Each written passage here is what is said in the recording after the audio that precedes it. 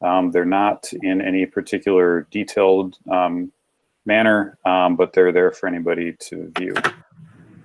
We used to use a different program to do it. This year we've made it easier for people to access. It's just on our website instead of a different product that we used to use. So that's pretty much it. It's sort of a regular motion that we have to do by state law every year. So we're just asking for your official approval of the academic standards for the year and the acknowledgement that they are posted and publicly available. Does any board member have any questions of John regarding approval of the 2020-2021 academic standards? John, just to be clear, there aren't any significant changes. Is that correct? That's correct. All right, thank you. Any other questions? Okay, hearing none, I'd entertain a motion to approve the 2020-2021 academic standards per administration request and consistent with state law. This is Heather. I move to approve. Is there a second? This is Anna. I'll second. All right, we have a motion and a second. Any discussion? Seeing none, roll call, Katie. Ms. Garrison? Yes. Ms. Hvac? Yes. Ms. Flanagan? Yes. Mr. Pankratz? Yes. Mr. LeBrun? Yes. Mr. Zach? Yes. Motion carries 6-0, and the standards are approved for the upcoming school year and will be posted on the district's website. Takes us to a next series of action items emanating from the policy committee. You guys are busy, Anna. Mm-hmm. So Yeah. the floor is yours to walk through these, okay? Great, thank you. So the first item that we would like to discuss this evening is policy 565, the COVID-19 illness policy. I'll give a brief overview of this policy, and it really revolves around a policy that is very flexible, and it sets the standard for requesting or establishing the adoption of administrative guidelines that are in accordance with Public Health Madison and Dane County guidance. And so by doing so, the administrative guidelines can be modified and changed more regularly and more quickly to respond to changes in what we are learning about COVID-19 and the protocols that should be followed with regards to how to address an illness or being exposed to a COVID-19 situation. So our policy board did recommend approval of policy 565 as it was written. And so on behalf of the policy board, I would recommend approval of policy 565 and would look for a second on that. Okay, we have a motion from policy committee, and as it's coming from policy and approved by policy, it doesn't need a second. So we've got that on the table. Are there any questions of Anna? Anna first. It just should be noted that the policy is, it's a pretty standard policy being used across Dane County. Is that correct, Gina? Yes, it's the template from Public Health Madison, Dane County. Absolutely. And other than creating administrative guidelines around that policy, it's the same or very similar to other districts using the same policy. We're just adopting the administrative guidelines, which allows us that flexibility that Anna described. Exactly. They require us to have written procedures, but all the Dane County schools that are in our work group are using the same template. Is it the anticipation that we'll post this on our website then for people to understand what our policy is on COVID-19? Yes, we'll have it on the website, and then for the public, the HR website for staff, and then I'm also doing mandatory trainings for all staff on August 26th.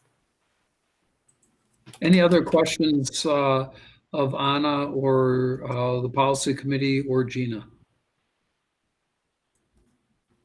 Okay, we have a motion from policy committee to approve policy 565. Katie, would you call the roll? Ms. Hvac? Yes. Ms. Garrison? Yes. Ms. Flanagan, Yes. Mr. Pankratz, Yes. Mr. LeBrun, Yes. Mr. Zach. Yes, motion carries 6-0. Policy is adopted. Next, Okay, Anna, moving is 566. Yep, to item C3, policy 566, COVID-19 protective measures. The policy committee did review this at our previous meeting, and this is very similar to 565 in the sense that it establishes the adoption of administrative guidelines that are in accordance with Public Health Madison and Dane County guidance. This is, again, another fairly flexible policy that allows for those changes to be implemented as things develop and we learn more and we need to address those. I will mention that what is in the packet tonight is slightly different than what policy reviewed. It was updated to include a student-specific section to address not only protective measures for adults and staff, but also for the student body, which I believe is going to be incorporated into the student handbook as well for the upcoming school year. So that will be communicated. Our policy committee did recommend approval with a 3-0 vote of this. And so on behalf of the policy committee, I would make a motion to recommend approval of policy 566, COVID-19 protective measures. And just so I understand it as a matter of procedure, this is a little bit different than what you guys approved at the committee meeting? The administrative guidelines have been updated to Okay. include a student-specific section. The policy language, again, is just establishing the adoption of administrative guidelines. But I guess the administrative guidelines themselves had been updated to include a student-specific section, which we discussed at our policy committee meeting last week. So we're approving the policy because the administration works on the guidelines and those aren't formally approved by this. So we don't need a second to the motion to approve the policy as presented. Any questions of Anna, the committee, or Gina? Okay, seeing none, any discussion? Hearing none. Katie, would you call the roll on policy 566 and the motion from policy to approve that? Ms. Hvac, Yes. Ms. Garrison, Yes. Ms. Flanagan, Yes. Mr. Pankratz, Yes. Mr. LeBrun, Yes. Mr. Zach. Yes, that motion carries 6-0 and policy 566 is adopted. Policy 165, Anna.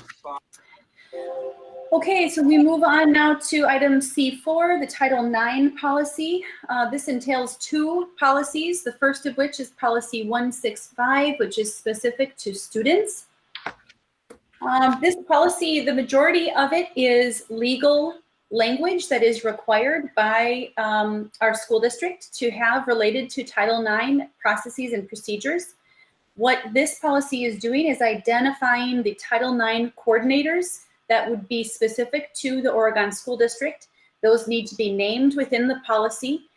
Those coordinators, we've identified both a male and a female individual. In particular, it would be the associate principal at RCI, who is Stephen Blue. He's new to our district. And the second one would be our female support coordinator, the grades 7 through 12 social worker, Amy Mitchell, has been identified for that role.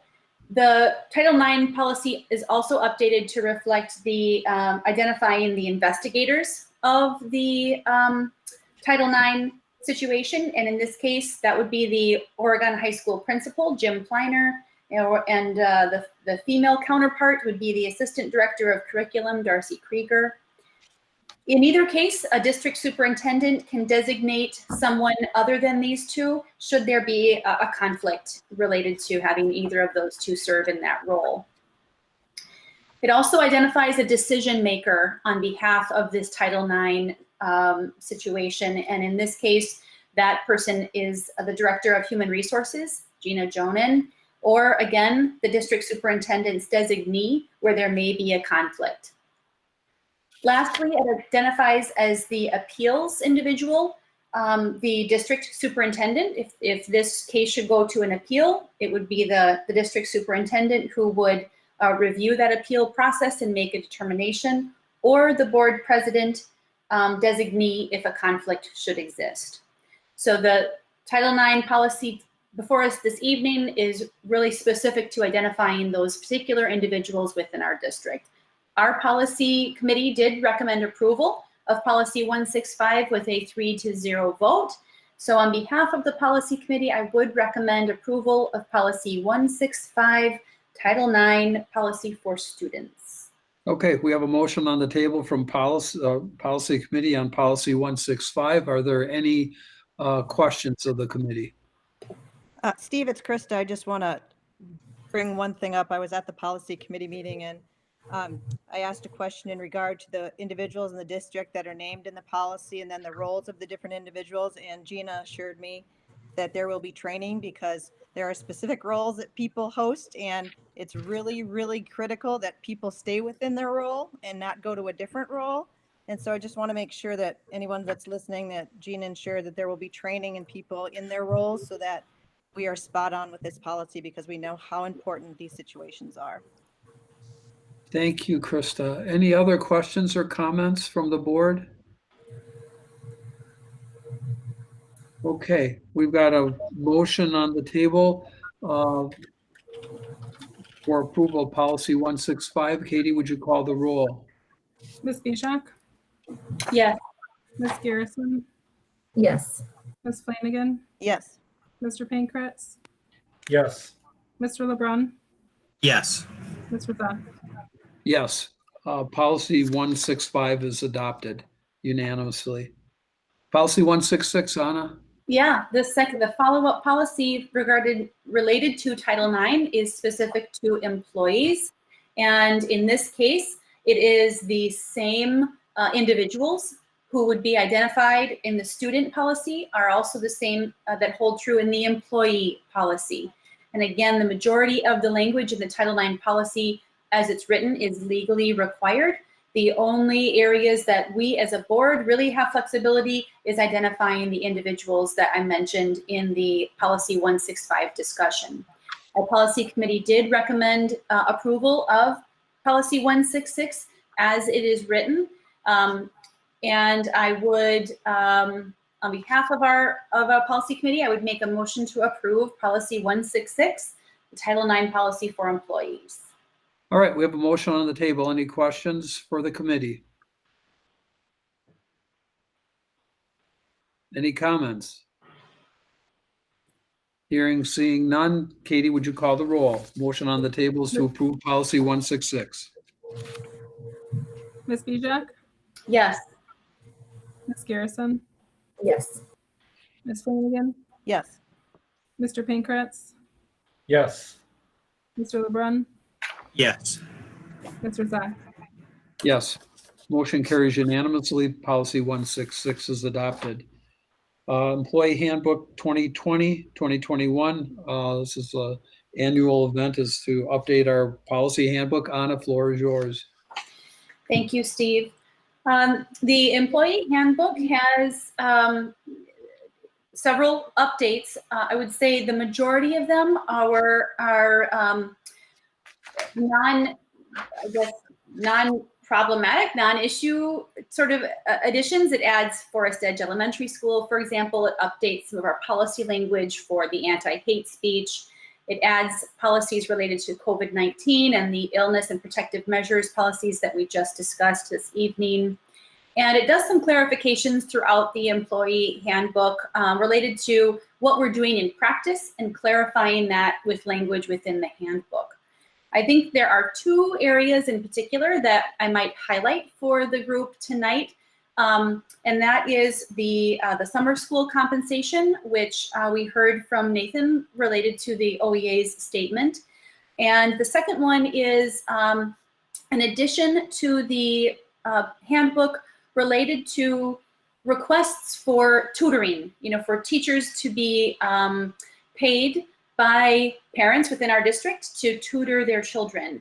And the concern here is that our district needs to provide a free and equitable education for all learners, and that we don't want to get into a situation where now certain teachers are being paid by parents, and that may present an issue. So the language is set up that permission would need to be obtained from the district superintendent prior to entering into any sort of tutoring, private tutoring that involves compensation from our parents within our district. So those are the two that I would like to hit on.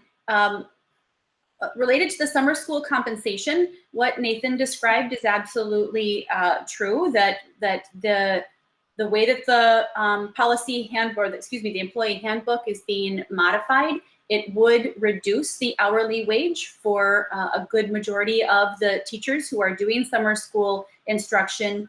But what it does is it's changing that hourly rate to be similar to the hourly rate that teachers earn for their regular teaching duties, meaning it's taking what they are earning throughout the school year as a teacher and equalizing that out into an hourly rate, which would then hold true for their summer school classes.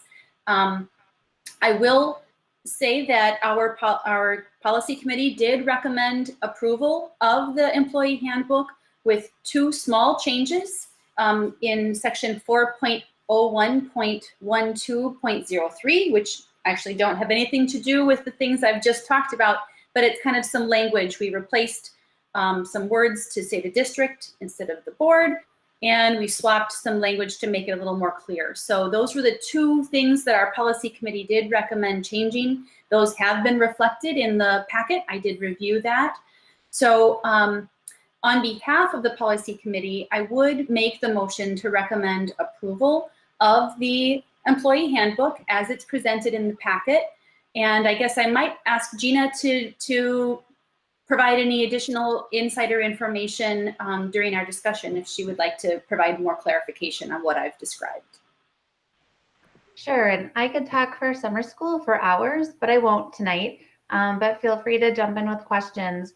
So I just wanted to say that the OEA has been absolutely wonderful to work with through this process.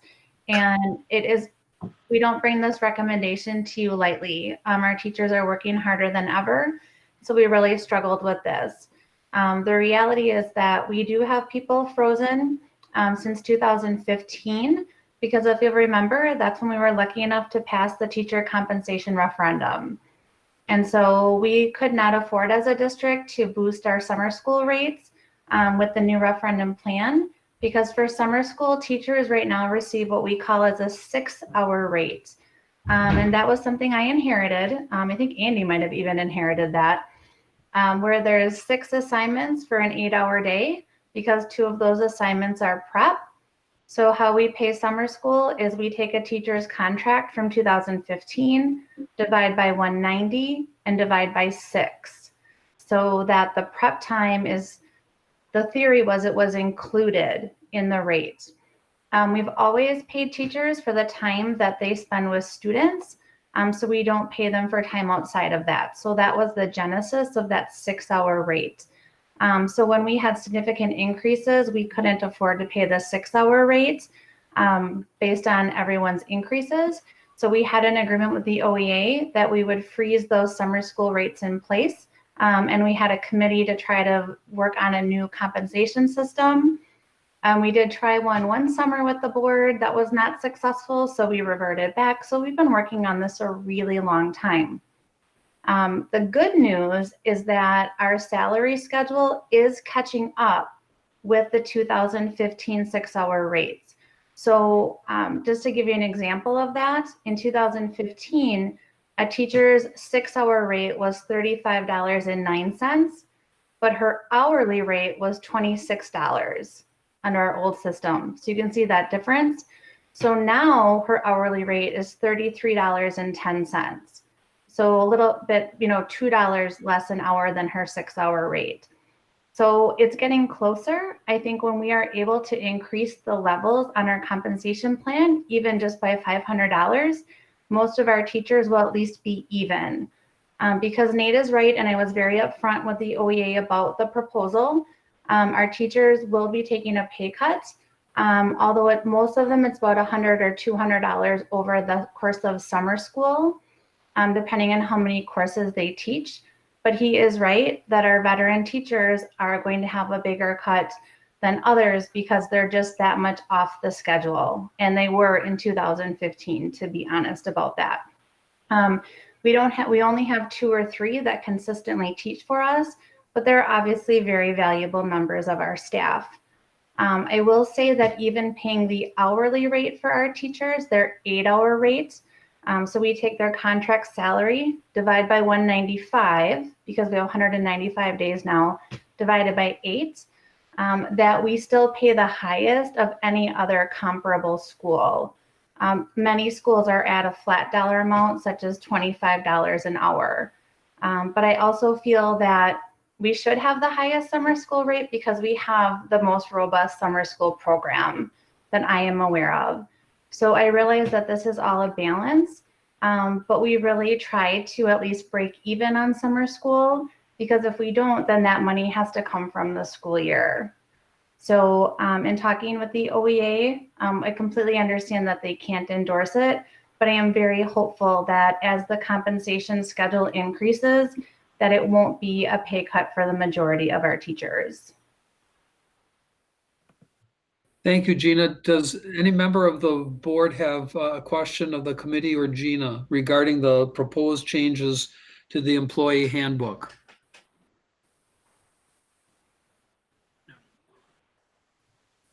I would just echo what Gina said, that the summer school conversation has been long-standing in the district. Was a structure that was historical. It preceded me, and as we've changed the compensation system, became evident that we needed to evolve that as well, which had the result of making the changes that Nathan and Gina have talked about it. And we've had really good conversations at the leaders table with the OEA.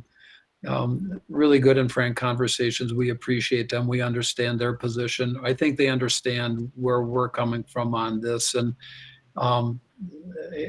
so I think it's time that we change the dynamic and then try to catch up and as we move the compensation plan forward. So I'll support it as well. Any other comments or questions? Okay, Katie, would you call the roll? And the question on the table is to approve the modifications to the employee handbook for the 2020-2021 school year as presented. Ms. Bijak, Yes. Ms. Garrison, Yes. Ms. Flanagan, Yes. Mr. Pankratz, Yes. Mr. LeBrun, Yes. Mr. Hvac. Yes, motion carries and the handbook has been amended as presented. Thank you. And thank you, Nathan and the OEA for honest and open dialogue and discussions on this. We appreciate the ability to discuss these with you in a manner which is genial and productive so that we understand each other's side. Good. Anna, are you done now with policy?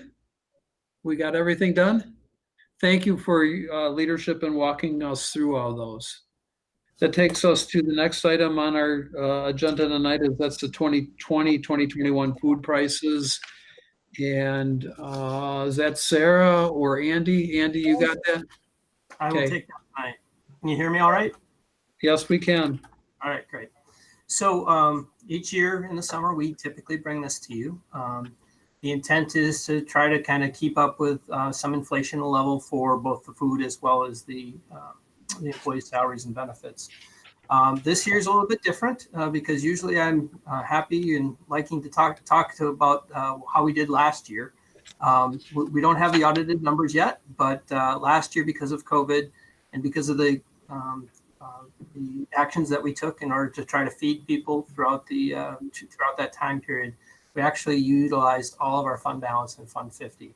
To the degree that actually we needed to do a small transfer from Fund 10 in order to get that to a zero level. So we're not going to be able to make up that fund balance in any time soon. And we're not sure what this next year is going to be bringing, but we would recommend a nickel increase in the pricing for this next year. just so that we can continue to try to get in a position where we will be able to get into the positive eventually and build a fund balance again. What Recommendation then is for a nickel. Andy, does it make any difference if we consider a dime increase to try to make up that, or is there a deterrent or a counterbalance to that in terms of utilization? Yep, that's always the concern. The Department of Public Instruction will always recommend like a nickel. They said you can do a dime if you want, but we have to be cognizant, obviously, of pricing ourselves out of a competitive situation where parents are more likely to pack up a lunch or those types of things. So that's always the push-pull that we have in that world. We would be okay with a dime if that was a strong suggestion by the board, but our recommendation at this point in time is a nickel. I will mention, I apologize for this, but the item got a little split in the middle. The second page of the agenda item is actually, I think, on 152. So if you kind of going to the end of that agenda item and you're like, it leaves me hanging, it's actually on the end of the next item. Andy, can you tell me the top 3 areas that went through the fund balance most quickly? In the food service area or Yes. another fund? Yes. Yeah, in the food service area. Well, the main issue with food service is we just weren't selling any lunches. We were able to give away lunches, and the feds and the state were giving us some money for that, and a very competitive rate for the breakfasts and lunches. But we weren't selling anywhere, where we sell a couple thousand meals on a daily basis. Typically, we're selling 150. And so the margin just wasn't there for us to compensate for our employee benefits and salaries. Sure. Okay. Andy, this is, I have Go a ahead. question. Go ahead. So with this nickel increase, I know it's really, really hard to say for 2021 because we don't know what lunch service will look like, but let's pretend that 2021 was normal, quote unquote. What would that nickel increase net us out, or what would the gross be of that on a normal year? That's a great question. I'm shooting from the hip a little bit. Sure. I'm trying to, because I have done that analysis in the past. I want to say somewhere in the teens, $15,000, $16,000 probably, based on the number of lunches and breakfasts that we sell. Okay. In a typical year. Yeah. And then, sorry, my follow-up, I guess, to that is that 15 or 16,000, that stays right into the food service area to pay staffing and whatnot? Yes. The food service, I put it in an agenda. I should have probably covered that at the beginning. Food service works like its own little business, if you will, for the school district. Yep, that makes sense. Okay, thanks. So based on, the rough guess is, $15,000 to maybe $20,000 with the nickel, assuming we have normal operations. Doing a dime really, given the circumstances that we're likely going to face this year, isn't going to impact us much, if at all, in terms of recouping some of our fund balance. So no, it's unfortunately not. This is going to be a long haul. Our fund balance before last year, I think, was I think I put in an agenda item, was about 160,000 or something in that nature. 260,000. I'm sorry. It's going to take us a while to kind of come out of this. well, we've been down in the negative, I think, historically in the past, or way down, and built it up. Yeah. Yep. I remember when it was negative and we built it back up over a period of time, but it's good to have that fund balance because that protects us from circumstances like we faced last year. Absolutely. That's exactly what fund balance is for. It also, in food service, serves as another purpose. You can't always time when large pieces of equipment go out. Typically, it's a dishwasher or an oven or something like that maybe you can't quite cash flow in one particular year, but by utilizing that fund balance, you can. Okay. Any other questions for Andy regarding the proposal to add a nickel to the lunches? Just picking up where, oh, I'm sorry. Go ahead, Krista. Krista? So we have a dynamite new food service director. I mean, she is amazing. And so correct me if I'm wrong, but food service works well when people pay full freight and take school lunch, right? That makes the balance healthier If we can So- increase participation, that is the best thing to do. of people that are paying full freight out of their own pocket. So I guess my question is have we done an audit or thought about a marketing campaign per se, given that Sarah is so amazing and doing really cool things and bringing new options in to really recruit more kids to eat school lunch? Because just from experience, you tend to get in a pattern as a family, right? Your kid begins taking their lunch in 3rd grade and then they get to 8th grade and they're still taking their lunch. And so I guess, is there any plan for any sort of Sarah, Erica work to do some marketing, or will that really not make a difference? No, that very well could make a difference. I think, Sarah approached this last year fairly conservatively. She wanted to kind of learn the ropes from Oregon's perspective and didn't make a lot of changes. But we had always talked throughout the year that she had some suggestions and things that she wanted to change up a little bit. She started kind of making some things at the end, but then publicizing those over the next year would be a great thing. I do want to just mention one thing that you said, Krista, that might be counterintuitive. Actually, our free and reduced lunch students, we do very well with them. A lot of food service systems, actually, if they have a higher percentage free and reduced lunches, do very well financially. That's actually been a hard thing for us at times because our percentage in the past has been kind of low because those students do participate. And because they do participate, we actually get a little bit more money than if we were charging the full freight, as you said, to paying customers. So we don't, identify those students or anything like that, but that is actually a help Okay. for a food service system. Okay. And I asked because, I don't know if that really is going to move the needle much, but I just know that she's really done some amazing things in a short amount of time. Absolutely. She works very hard. She's always ahead of me when I ask a question. She always has the answers, and she's always got a lot of creativity and problem solving skills for sure.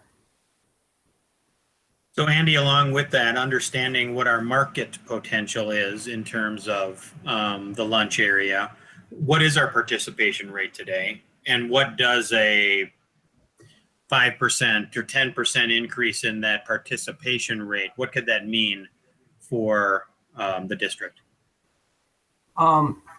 Again, I'm shooting from the hip without having those numbers in the top of my head. I wanted to say it depends on the level. Obviously, the lower levels were a lot more students participate. I want to say in the 60s from a district perspective, 50, high 50s to 60% overall from the district. But what does that mean? It probably would be good for me to get that information to you just so that I don't misspeak. I would be curious, and I'd also be curious to understand of that, let's say it is 60%.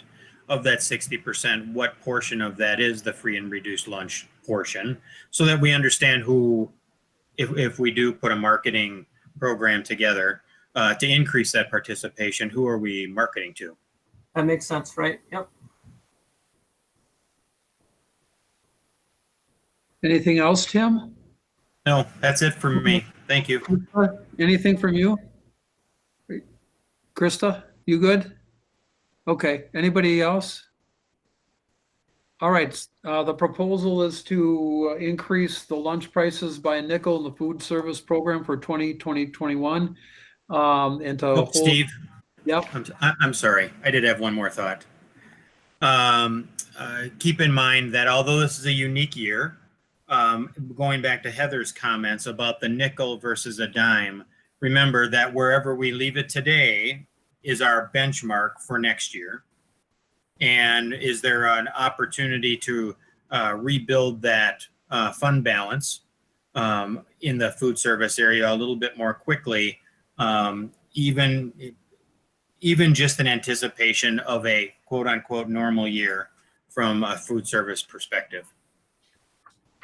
If we consider a dime versus a nickel, again, just considering we don't have a fund balance any longer, and we know that it has come in handy for equipment replacements. And if we are going to have some kind of a marketing campaign to increase participation rates, the money's got to come from someplace.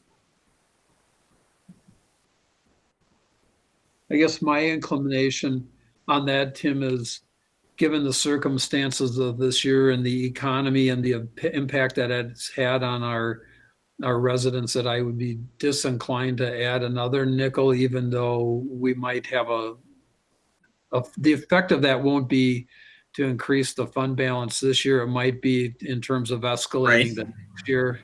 Yes. For me, the deterrence for people this year and the economic impact outweighs that, given the benefit. But I understand the argument, yeah. I guess my thought on that, unless I had before me an analyzation of who actually uses food service.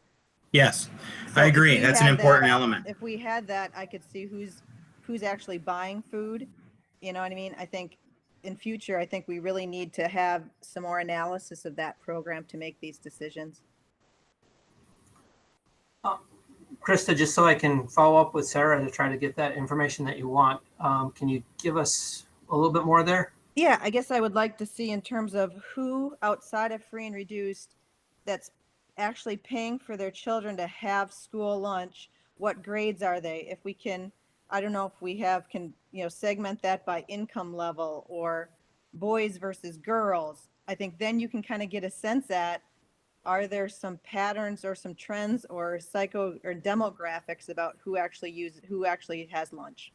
And maybe that's meaningful and maybe that's not, but I just feel like, I don't know if we know who is actually getting lunch and if it tends to be lower grades, higher grades, why. I just think that may be helpful information. Yeah, that would be sort of a revenue analysis to best focus, instead of approaching it from a general, let's do 5 cents across the board. Maybe we could target, some revenue enhancement strategies as we move forward. Or if it's something where kids are starting younger, where they're eating school lunch and then it completely drops off by the time they get to 5th and 6th. Is there something going on with RCI lunch? I don't know. I'm just throwing things out there. But until we know, we don't know. Right. Where's the drop-off point? And I hate to foreshadow, but we are going to be we are going to be under budget pressure, as Andy can attest, in many, many areas. And we're going to talk about it towards the end of this agenda. And so you're going to hear me say, where is that money coming from? Because we do not have a money tree here. And so we need to be asking questions and have an understanding of where this money is going to come from, because we can't keep going back to the taxpayer and say we need to raise taxes because we need more money. We need to find ways to come to that money in a more organic way within our district, other than just going back to the taxpayer and asking for more money. Tim, I thought about, I was thinking the same thing as you were with respect to the 5 cents versus 10 cents. That's why I raised it at the beginning, but I just don't know that it does us much incrementally until we get back to normal food operations. And that's not going to be this year, especially with so many people having decreased ability to fund lunches and breakfast, so I'm not inclined to go there. It seems to me like we can do the nickel, right? And then use this year to do some, whether it's research or analysis. I also wonder if it would be helpful to reach out to parents who do or don't, use school lunch and get some sort of data from them. And that maybe help us decide next summer at this time when we're having this conversation. Yep. Andy, Steve, I have one more question. Yep, Troy. Andy, is the food service equipment at Forest Edge, was that funded out of the referendum dollars, or was that food service dollars? Nope, that's all referendum.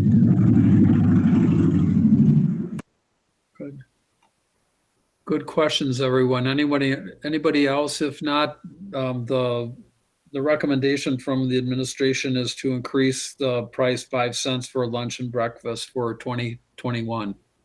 So the motion would be appropriate along those lines.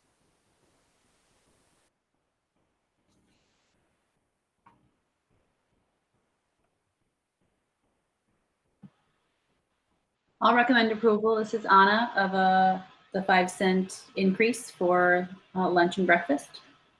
Do we have a second? This is Troy. I'll second that motion. Any discussion? Tim, how do you feel about that with respect to the dime? I just want to raise it as just one small point, and that was my point. It's one small area of different thought process than we're used to. Yep. All right, any discussion? When I'm doing that, I'm looking at, I've got a lot of people on the grid, making sure I'm not seeing hands go up. Okay, Katie, you may call the roll. The motion is to approve nickel addition to the food service lunch prices for 2021. Ms. Hvac, Yes. Mr. Pankratz, Yes. Ms. Garrison, Yes. Ms. Flanagan, Yes. Mr. LeBrun, Yes. Mr. Zach. Yes. That motion carries and the food prices will be amended accordingly for this year. Thanks everyone for a good conversation. Andy, I think, foreshadowing next year, hopefully we'll be returning back to normal food service operations this year. But, for next year, I think what you're hearing from the board is working with the food service director and, some sort of out-of-box thinking in terms of delivery, number one, I think, which she's already got in mind, but also analysis of revenue streams and how we can enhance that. You bet. I think we look forward to getting back to normal someday soon, and we have some time for sure to work on those things. Okay, great. That takes us to number 7, significant budget discussion that we'll have. Right now, we're going to have a presentation from the administration on the items that we're going to be hearing next. Right, Leslie? And that would be from John and then Andy? And Gina, and I will kick it off for everybody. Okay, So Katie or Leslie, what we'll do is we'll get the presentation and then we'll ask the board if they have any questions about what was presented, and then we'll proceed into the action items that are specific to those. Okay, go ahead, Leslie. All right, I'm just waiting for Katie's screen to show our slide deck. She's almost there. I can tell by the look of concentration on her face. Thank you. So what we wanted to do tonight is we wanted to be able to share the broader picture of the type of high quality instruction that we wanted to be able to offer our students in the fall, and how all of these pieces fit together, because we thought it would be very helpful for you to have the big comprehensive overview before we ask you to take any action related to payment. So that is why you're having sort of an unusual orientation of events. So we're going to start with what would have been an informational item, the return to school plan update, and placing it just slightly before the action item. So next slide, please, Katie. Now you've seen this before because you have heard me speak about the guiding principles for decision-making related to the fall. So you know that as we're moving through our academic planning team and our facilities team and our transportation and food service and HR teams, all of those pieces, we have been considering the guiding principles throughout. And also just want to make sure that it's really clear that as with everything else, we start with our values.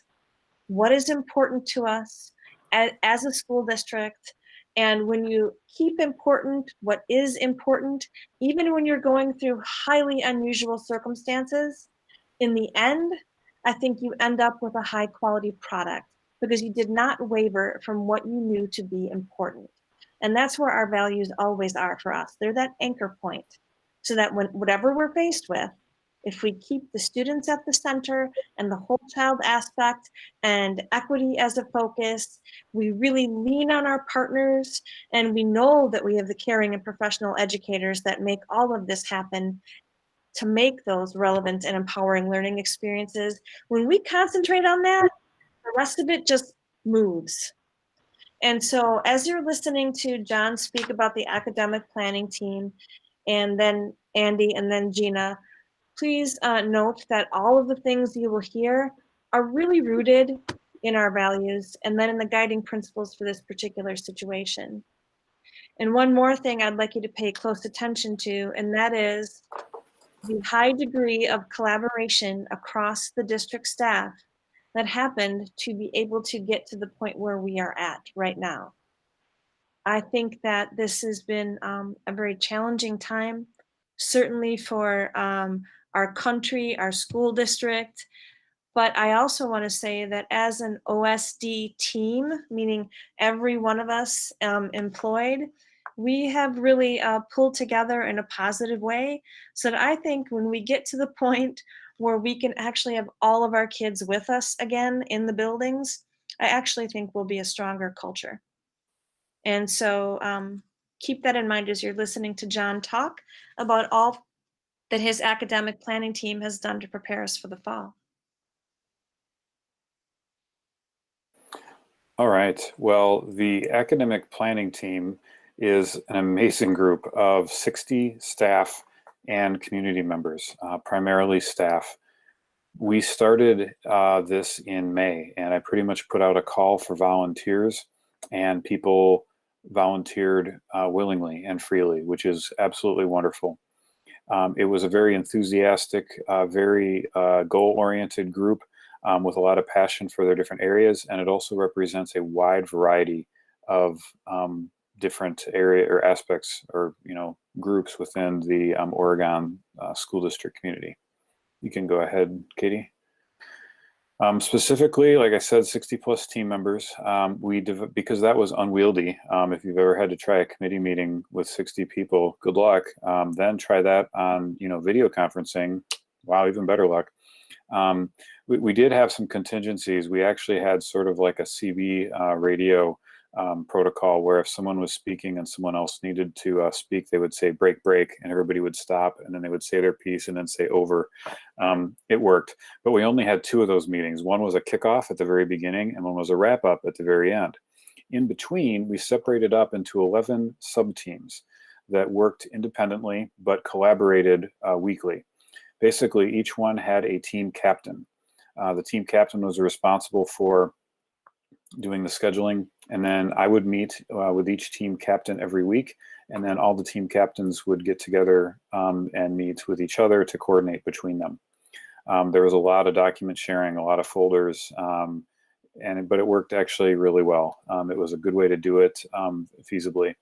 So those 11 teams worked on their different areas, and the different areas were based on the Return to School Roadmap and the New Teacher Project Academic Acceleration Plan, both of which were widely used by a lot of districts and designed specifically for basically returning to instruction after the interruption caused by COVID-19 this spring. We consulted with others. We consulted with CISA 2, actually CISA 5, CISA 1 as well. We reached out to UW and UW Extension and talked with them for a while. Eventually, we ended up taking some professional development classes from CISA 2, and in fact, having them, they provided a customized version just for Oregon School District that we had, I think 40 teachers total participate in, actually almost 50 from the 2 classes, which was great. So we collaborated with them. We also had community members reach out to us and say, hey, I am an experienced online teacher, or hey, I work at UW Extension, or hey, I develop video conferencing solutions. And so we were able to have, in some cases, just informal conversations where people would give us suggestions. In other cases, we ended up really engaging them, and we took their expertise and recommendations. So this was really taking information from a wide variety of sources, which is wonderful. We also worked with a lot of other school districts. I met with various districts from Dane County area and sort of the southern Wisconsin area weekly. I've been in a lot of meetings. It's been very meeting-erific lately, but it's been really good stuff. The goals that we had were pretty much to provide recommendations to be incorporated into our fall plans. Remember, we started this in May, and we didn't know exactly what the fall was going to look like. We were hopeful we would be starting in fully in person like normal, but we knew there was a pretty good chance that we would be starting in blended format, if you remember May. And, you know, thought, gosh, worst case scenario, we might have to be like, we might go back to school for only like 2 weeks and then have to go to blended or something. So clearly we were more optimistic than we should have been. But thankfully, we were also planning for the worst. So as we pursued this, our goal was to provide those recommendations so that whatever plans we used or whatever plans we had to make, depending on health data, we would be ready for them. Our goal, which we did, was to be highly collaborative. Like I said, we reached out to lots of other resources, also to be research-based. So in addition to looking at what other districts were doing, we also reached out to experts.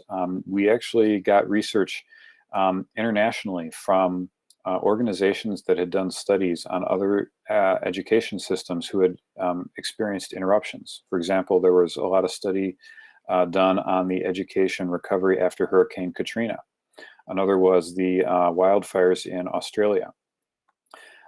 Those are things that you can't ethically do a case study on unless, you know, you can't just say we're going to deprive all these kids of education and see what happens. But looking back on the research that happened after those, we were able to find some really valuable insights into what practices worked best in a large school shutdown and how to recover from them. So that was great. We did plan for all the contingencies. We planned for basically 3. One was fully in person, where we want to be. One was fully online, which is now where we know we're going.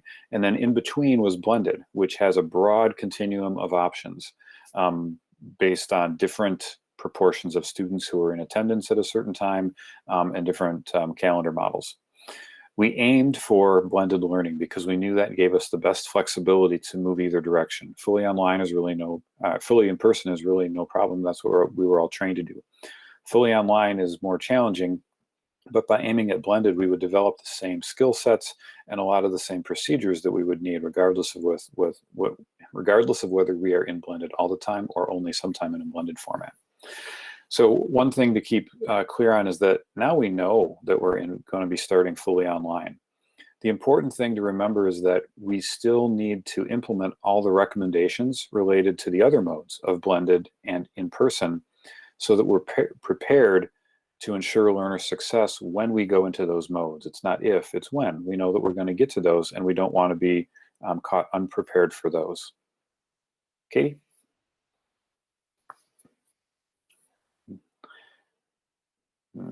All right. So some of the major themes that we found were, or that came out from our planning were, one, to make sure that students' essential needs are being met and to address inequities head on. The spring has brought inequities to a lot of our minds more forcefully than ever before, and we really do need to address the inequities head on. There are several recommendations that pertain to this, and I trust that you all can read the essential recommendations in the executive summary of the Return to Instruction Plan. So I'm not going through them all, but these themes reflect the major points of those essential recommendations. Believe it or not, those essential recommendations themselves were a summary of all the recommendations that those 11 teams brought together. So, and even the 24-page plan was a summary of all the individual plans that the 11 teams put together. So you could do some extensive reading if you really want to dive into the weeds on this one. However, in the interest of time, we'll go with themes. So once we make sure that students' essential needs are being met, meaning food, shelter, clothing, emotional support, and the other basics that we did, then we need to prioritize grade level instruction rather than remediation. I'm going to pontificate on this for a minute because my first inclination in the spring, and many other teachers said the same thing, was, oh, when kids come back in the fall, we're going to test them for a few days and figure out everything that they didn't know. And then we're going to make up for lost time from the spring, because that just kind of makes sense. But it really doesn't make sense. And we read the research, and it said that you shouldn't do that, because you don't need to know everything that was taught in fourth quarter in order to master the essential standards that are coming up this year. And they said, if you do an assessment and then take the time to try to remediate or backfill for the students who didn't get it, you're kind of setting them in a holding pattern. And that delayed learning actually widens the achievement gaps, and it can actually put kids farther behind. So what a lot of the research says is that instead of trying to remediate and make up, we need to focus on teaching students the rigorous academic grade level instruction where they should be in the current year. And the obvious question is, well, what do you do if someone missed something that they need for this coming year? Well, the idea is, first of all, that we're going to focus on the essential standards. And this becomes a tough question because, of course, when you ask what's essential, the natural inclination is to say, well, everything that we teach is essential. Otherwise, why would we teach it? There's a special definition of essential here. And basically, and there's tons of academic research on this, and there's a whole process that we go through. But basically, an essential standard means it's what you need to know or be able to do in order to access the learning that comes next. So there are some things that we introduce as supporting standards, say, in second or third grade, that are not necessary for the next grade, but they're a nice introductory concept. One example here would be geometry in second grade. If you don't learn geometry in second grade, there are no essential standards that you can't meet in third grade. In fourth grade, we reintroduce geometry more fully, and if you and you can learn it then. So there's a process of introducing concepts that aren't necessarily essential for that next year, but we still teach them. It's a good introduction. So what we want to do is focus on the essential standards, which means identifying them, and then prioritize that current grade level instruction.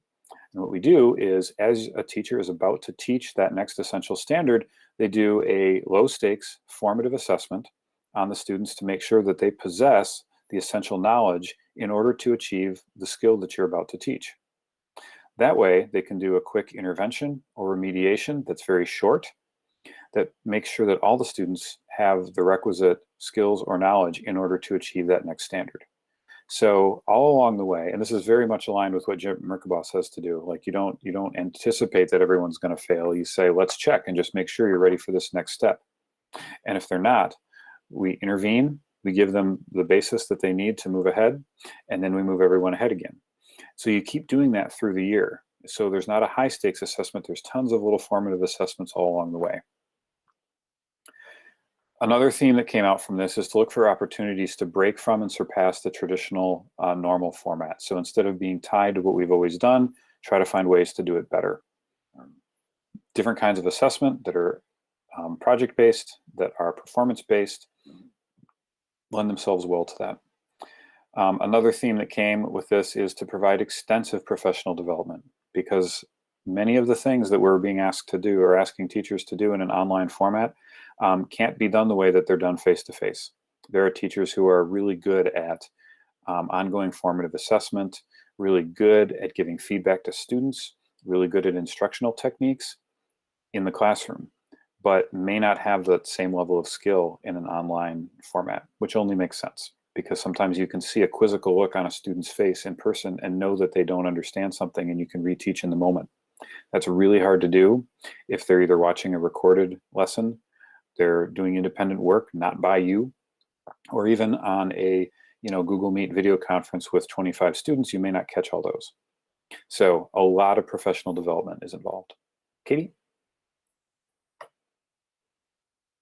More themes. One is don't try to recreate the physical classroom online. That is tempting because that's the mindset we're in, but it doesn't lend itself well because some things don't transfer well. Another theme is to understand the 3 recommended blended learning models that are best for us. There are many blended learning models. These 3 were identified by our blended learning team: station rotation, flipped classroom, and enriched virtual. And these are applicable in different situations and with different grade levels. For example, enriched virtual is pretty much what we're going to be doing with the K-4 students coming up in the fall, where they're primarily virtual, but we're bringing them into the classroom in small groups to provide additional or enriched experiences that are face-to-face.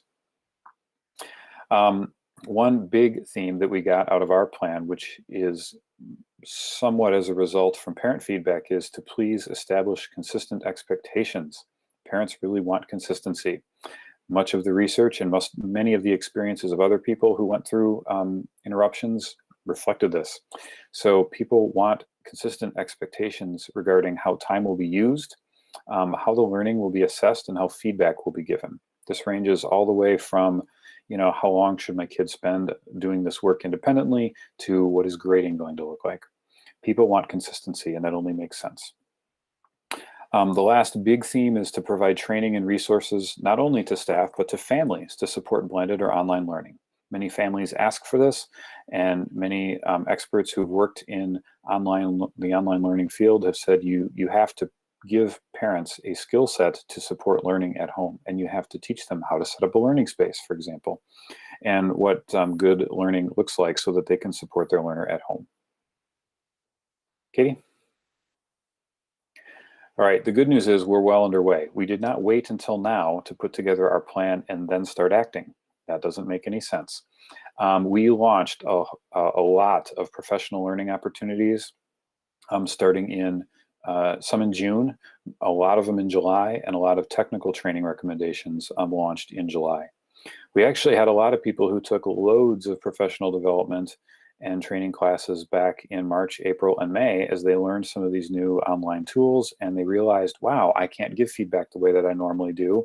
And we found resources, or they found resources in many cases. Teachers are finding resources out there, either in their specific content area or from other professional organizations that are very helpful. And so they've requested those, and we've supported that to make this adjustment.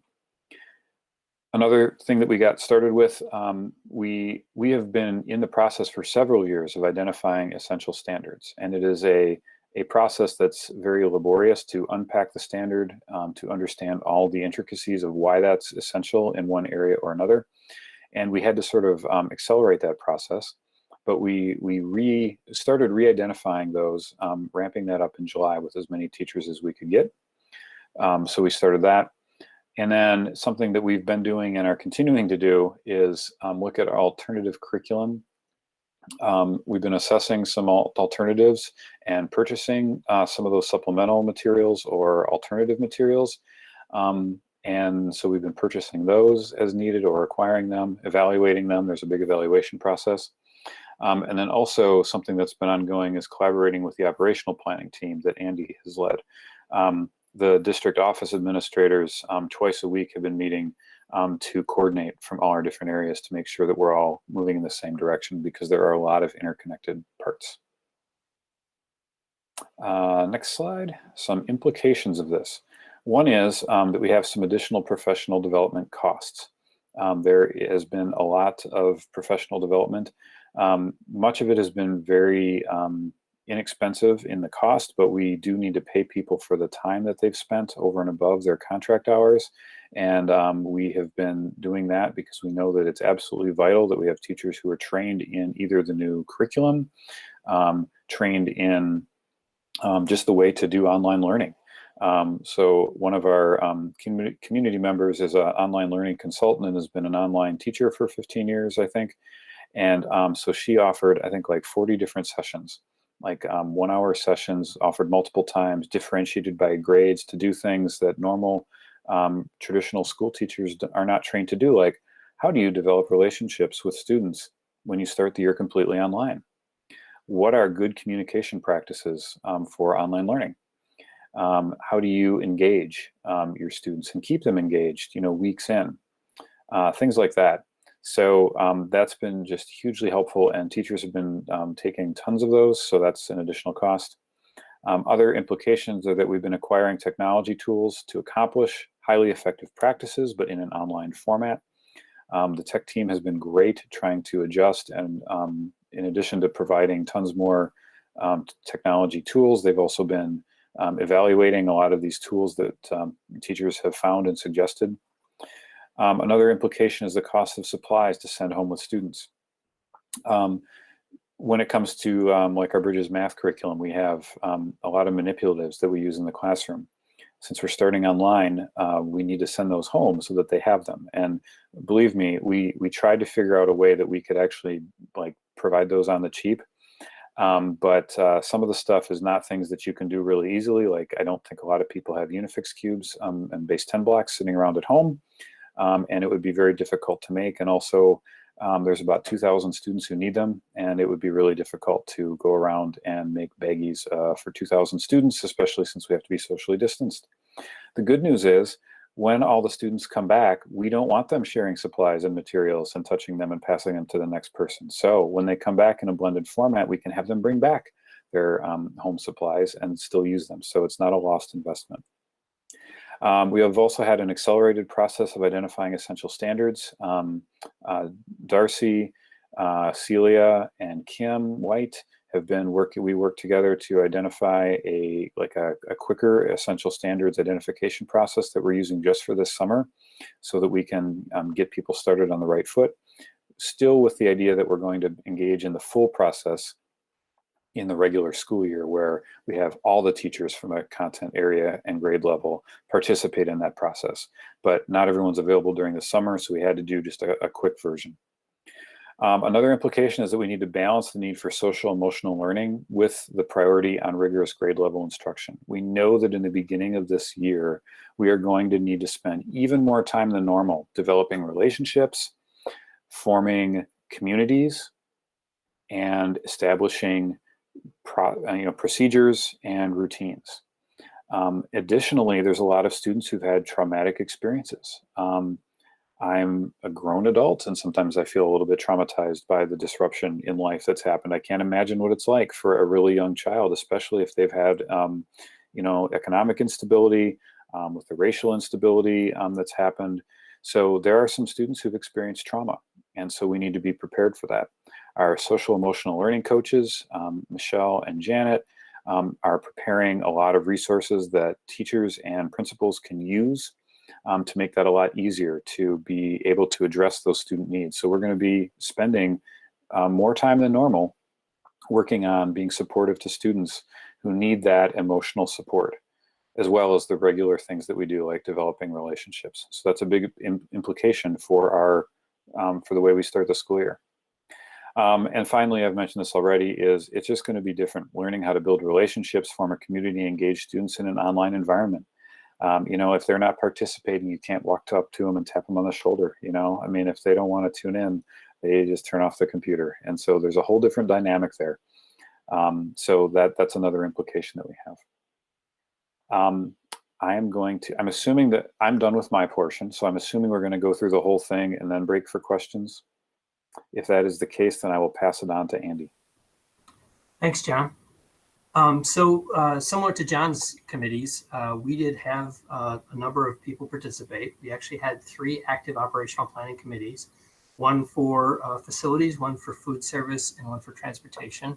I was lucky enough to have the directors of each of those organizations help me facilitate those conversations. So Mark, Sarah, and Zane all helped facilitate those, which was great because it gave them an opportunity to kind of show their leadership skills in that regard too. Each committee had about 15 members. The membership was made up of some administrators, but also teachers and support staff on each of those individual committees. So we had a good diversity of folks, and we talked about the importance of that at just about every meeting through our norms.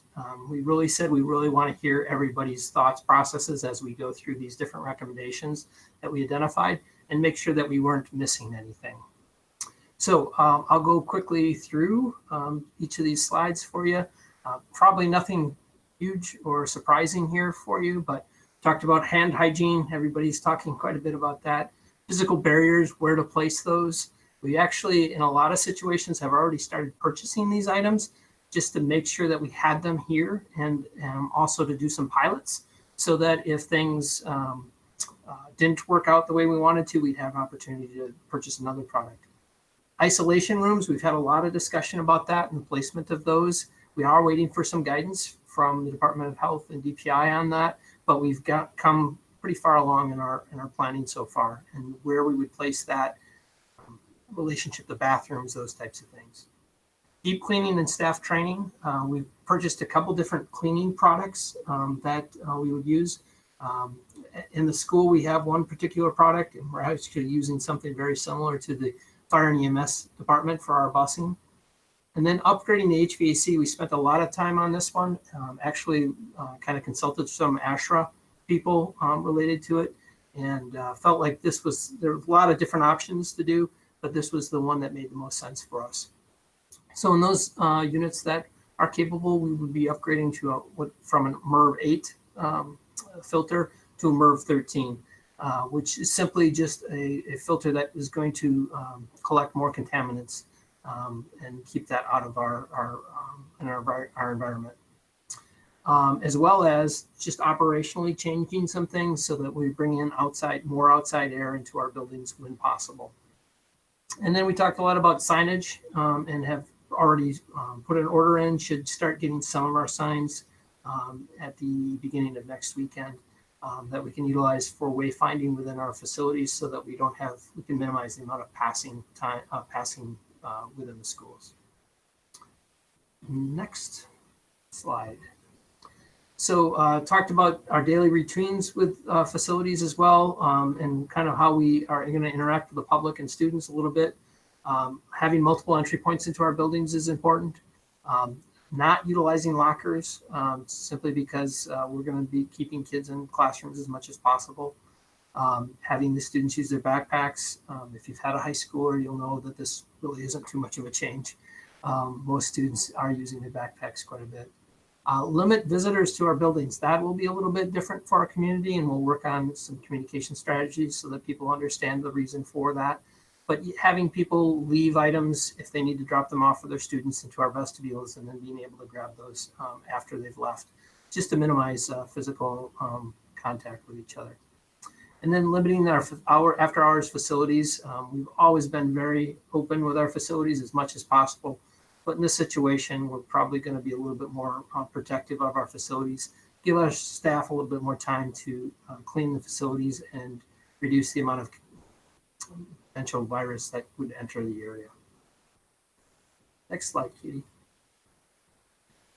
Food service. We did a lot of planning on this, but obviously the way we're going to start, we're really going to be focusing for the most part on feeding our community. Our students in the community throughout the year. But for the most part, our students won't be eating lunch necessarily in lunchrooms. If they do eat it in school eventually, we hope that happens, probably be more eating them in the classroom. Nutrition teams will be working on some take-home meal options. We're going to try to minimize the number of pickups, but provide options for community members, students, parents to pick up healthy food for their student that maybe could last a couple days so that they don't have to come to us several times. A lot of that ability comes from the federal government and giving us waivers. And we do have a lot of those waivers in place. They move fairly quickly on that. The one waiver that we don't have in place that we did in the beginning of the spring was the idea that we could feed anybody 18 and younger for free of charge. Right now, that waiver is not in place.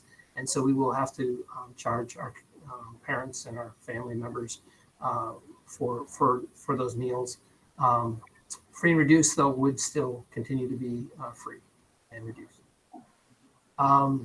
Curbside pickups, just mentioned that as far as that as well. So food service has a lot of plans. If we were more in person as we go into the phased approach, some of those things will pick up. Transportation. Spent a lot of time with the transportation group. That group also was composed of several contractors. So they had their ability to share their input as well.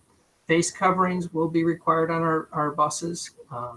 There is some discussion about how many students that we can put on the buses.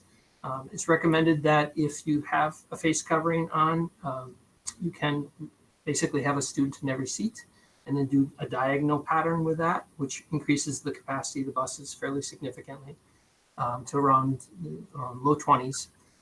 If you just social distance, we're probably talking around 8 students, just so that there's a student like in every other seat. Assigned seats was something that was of great importance to our staff, and just trying to create a protocol for our students to basically have know where they're going to be on a daily basis, especially as we start out. So that's something that we're going to be talking about and working with students and teaching them and training them on. Signage, basically talking about those things, those healthy behaviors that we want to basically reinforce within the bus. There are some limitations that State Patrol puts on us on where we can do those things, but we'll work within that. Educational videos for our students as well, so that maybe we don't have we have the ability to kind of train them before they get to the bus.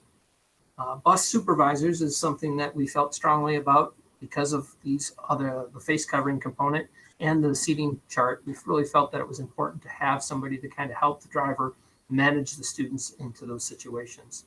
And so cleaning, I mentioned that before. We do have a spray cleaning system that we took from the Oregon Fire EMS department, and we'll be utilizing that when we have the opportunity between runs or routes. Implement the bus attendance system. That was something that was in place, or we were slowly putting in place over the last year. So that's helpful for contract tracing. And since the bus routes will be a little different on a day-to-day basis, we thought that it was important to be able to let parents know where the buses are going to be, and that system will allow that to happen. And then obviously training with the staff and drivers just to make sure that they understand the protocols that we just touched on.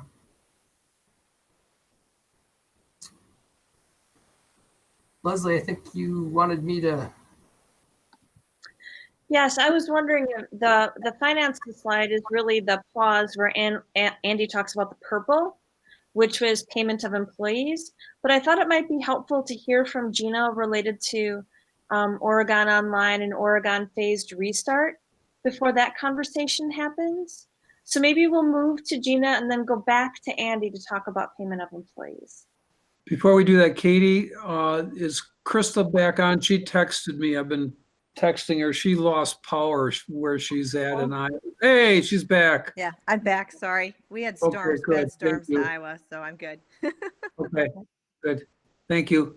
Sorry, go ahead. Okay, so first slide. So we thought it would be helpful to give you a picture just where our families have landed. So about 68% almost picked the phased restart, 22% overall selected Oregon Online. And then if you see the little grayish purple selection, that's about 10% of our families that haven't responded. But I would say most of those are middle school or high school, where it's less of an impact because they're starting mainly virtual. But I will say our administrative team has made a lot of phone calls the past 3 and 4 days to reach out to our families who haven't responded, just to check in and make sure that we are placing students where they want to be placed. So they've done an awesome job with that. So to show you the breakdown, next slide, is 4K did their own survey because we have to be good partners with our community providers. So those results are due tomorrow. So that's why you see that TBD, but you can see in our numbers where we have the responses so far. And then you can see by K6, what percentage of our students picked the Oregon Online option. For the phased restart, K4, that's where we're having those small cohorts of students come in 4 days, 1 day a week, but only over the course of 4 days. So everyone is virtual on Wednesdays. And then the next slide is just the breakdown 7-12. So I thought it was interesting to note that our families of freshmen really want to be in person at a higher percentage, and then our parents of seniors or families of seniors. So I thought that was interesting to note, but that makes sense to me. So to let you know what that means for staffing, and we have spent a lot of time K-6 talking about staffing. Ideally, we were hoping that the online sections would line up with our Oregon phased restart sections, and we could make that plan work with our existing staffing levels. But when we looked at the cohorts, I can tell you our overarching goal was to maintain our in-person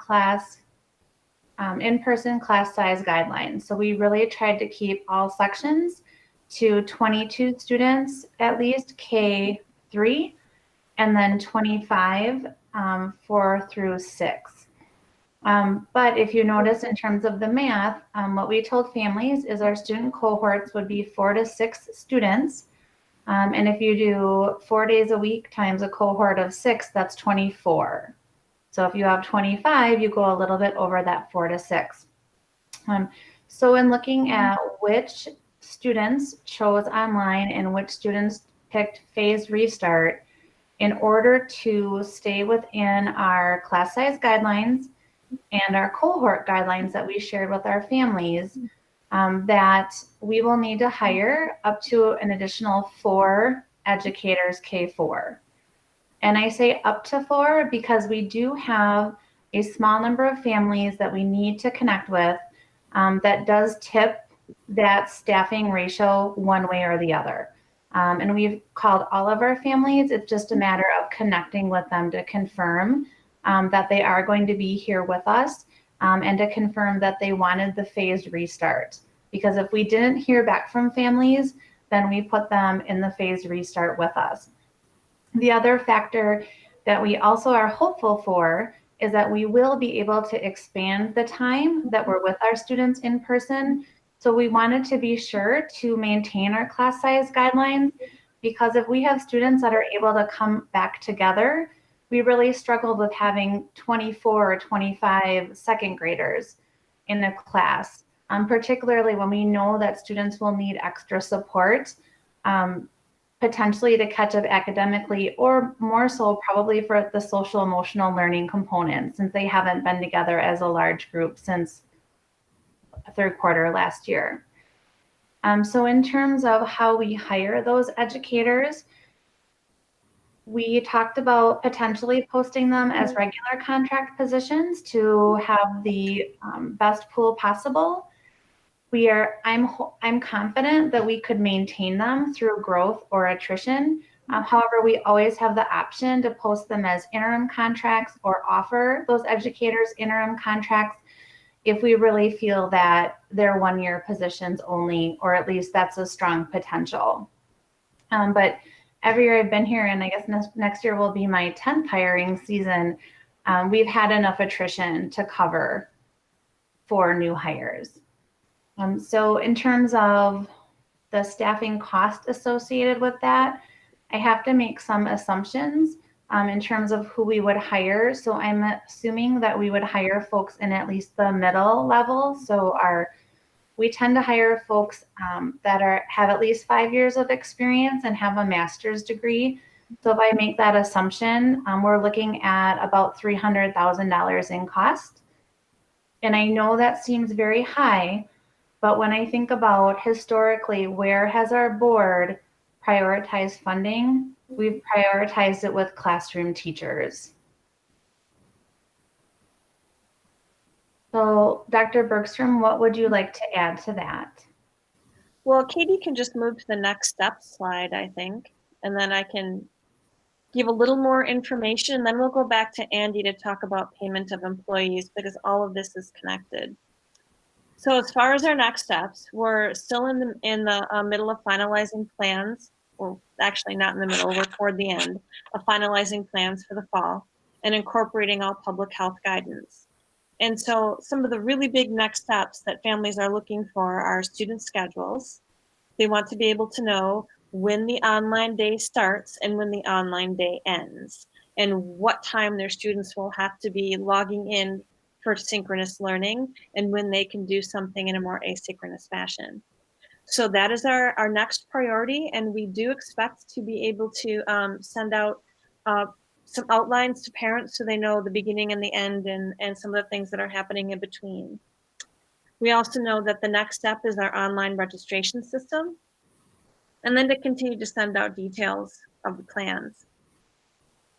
I also want to point out that in our planning, as we're putting together student schedules, the day will start right around the time the regular day starts. And then we have afternoon sessions planned also.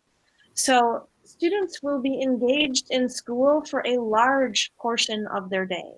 And that's really because we listened to what our families asked of us. They wanted a more consistent schedule, and they wanted more synchronous learning. And our Oregon Online students, remember those are 22% of our kids. That's a huge chunk of our students. They'll be getting the high quality instruction that the phased restart students are getting, the same great strategies and the same individual attention, and the small group learning possibilities that are available for phased restart will also be available in the virtual world for Oregon Online. It's really important to us that all of our kids, no matter the family selection for the beginning of the school year, a third grade teacher is teaching language arts, so reading and writing. And they are having an asynchronous lesson that'll say starts at 9:15. So all of the students log in at 9:15, a short lesson is delivered, and then students work in small groups on individual pieces and then all come back together. Well, the role of the paraprofessional in that sort of instance, they would be assigned to the virtual classroom in the same way they're assigned as support in the face-to-face classroom.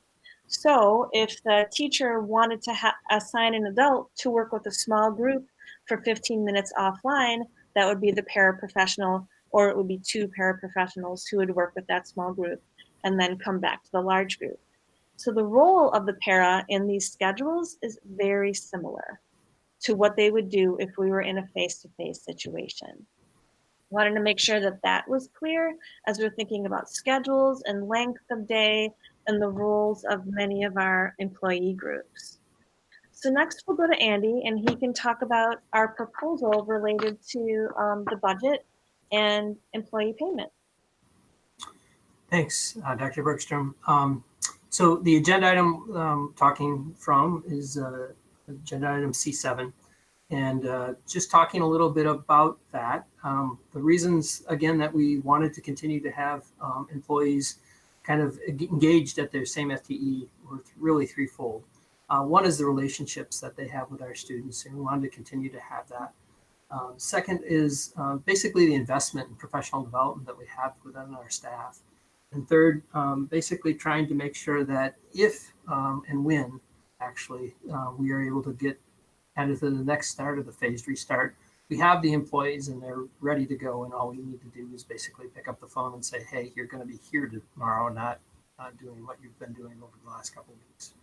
So with that said, we kind of gave some examples of how the staff would be utilized, and Dr. Bergstrom just mentioned that as well as far as the paraeducators. And I can talk more about that if you'd like. The transportation contractors, we are getting close to having some recommendations on how to pay them, but we haven't had that discussion yet. We are planning to have that discussion on the day, on Wednesday this week, so that we can kind of come up with a plan for that. Keep in mind the transportation contractors will be utilized this time, which is different than what happened in the spring. And so we will be coming up with a plan. Probably won't be using them all on an everyday basis, but a good portion of them, potentially, depending on how we set up the buses, will be utilized. And then the thing that everybody kind of talks about is the money side of the equation, so to speak. And that's what we were able to carry over last year outside of our regular carryover amounts. And let me talk about that for just a brief second. What we did with schools is we didn't let them basically increase their carryover from the prior year. What we did is we took the lesser of whatever they had and their budget left over at the end of June 30th, or what they carried over from the prior. We had about $1.5 million left over that would have gone into fund balance. And we've set that aside and said, okay, what can we do, or how would those funds be spent? what are our needs out there, and we were able to identify about $2 million worth of needs that are out there. Now, I will say that some of these items are worst case, and we hope that they won't come up to the dollar amounts that we're going to talk about here briefly. But we felt like it was important to show you the worst case, just so that you had a feel for it. So the first thing we've talked about quite a bit over the last several months, which is the purchase of computers for both staff and students, so that we are online and we can continue to provide that level of online instruction that we are needing to do. Then we talked a little bit about an allocation for PPE, so personal protective equipment.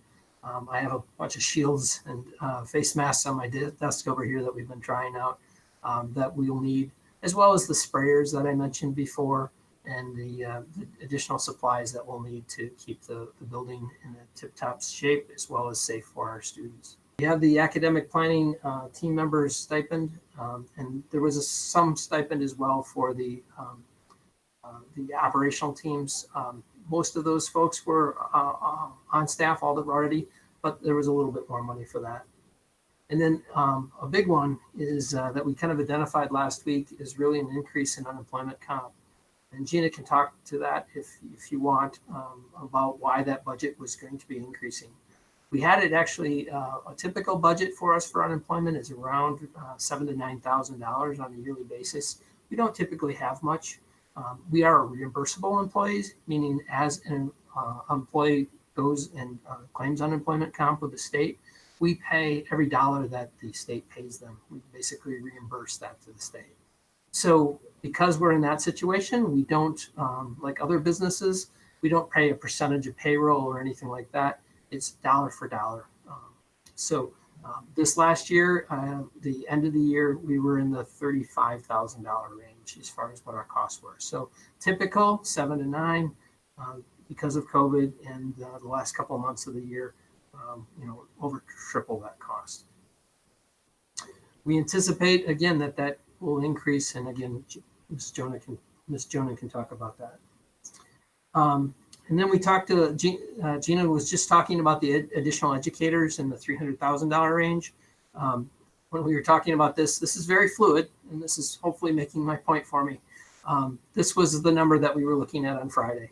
So things are very fluid. We're trying to figure out how to bring these numbers down as much as possible. I can't promise that there's not going to be another number that jumps on the screen though in the next couple weeks, but that number will be, instead of 450,000, right around 300,000. And then the last dollar amount, which I think we've talked about way back when, but with there not being a fund balance left in food service, if we continue to pay the food service employees at their same FTE, and we can find work for them, legitimate work that we need them to do, then we would continue to pay them. We'd pay them out of Fund 10, probably for the most part, out of Fund 50, but there might be some out of Fund 50 that we would then have to transfer, so it happens one way or another. But our salary and benefits for that group on an average year is about $850,000. So I've discounted that and said on margin, the amount of meals that we're going to sell, if we stayed in an online presence, we should be able to make up at least 100,000 of that. So that's where we went down to $750,000 for that.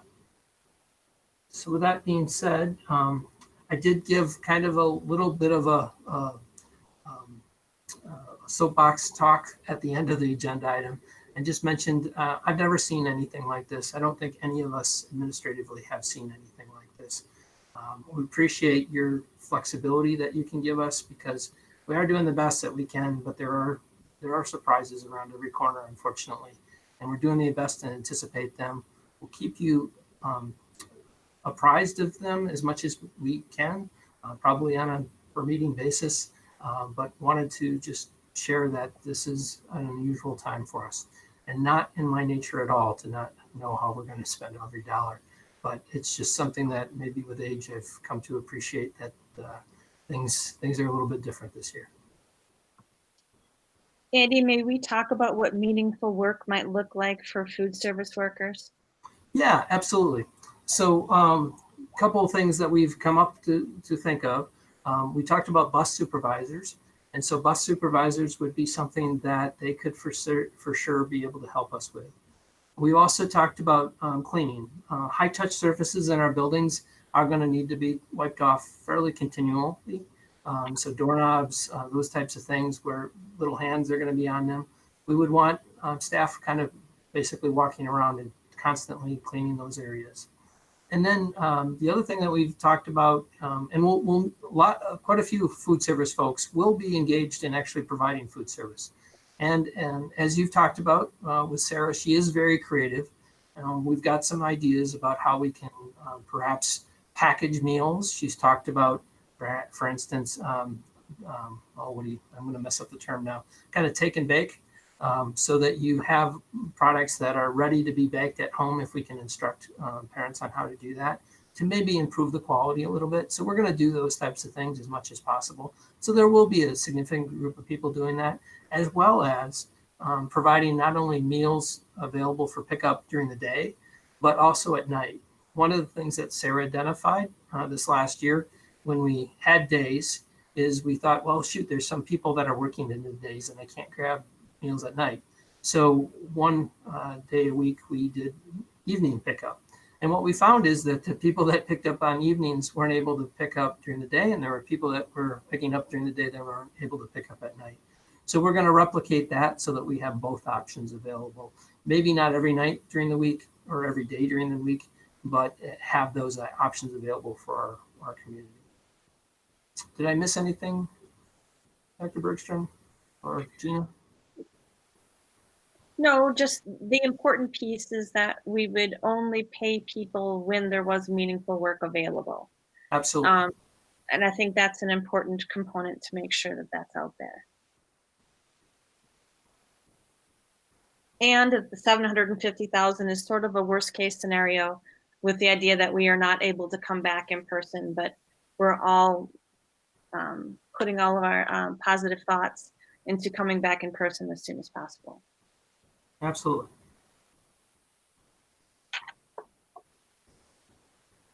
What questions do you have for us? Okay, let's do it this way. I'm going to go through and ask each board member if they have any questions. Okay, so we'll do the question component first, and then we'll cycle back for everybody then to start talking about what your reaction is to that. Okay, but I want to get first to clarifying and making sure everybody's got answers to questions that they have before we start talking about stuff. I just want to make sure. I'll start with the questioning first. And the question I have is, what are you asking of the board? Are you asking us to authorize to spend up to the worst case scenario? Or are you authorizing, requesting authorization to create a special fund for the 1.5 million estimated savings from 1920 and have you allocate and expend that this year for purpose, as you see fit, for purposes of the unusual circumstances of this year on a one-time basis? Sure.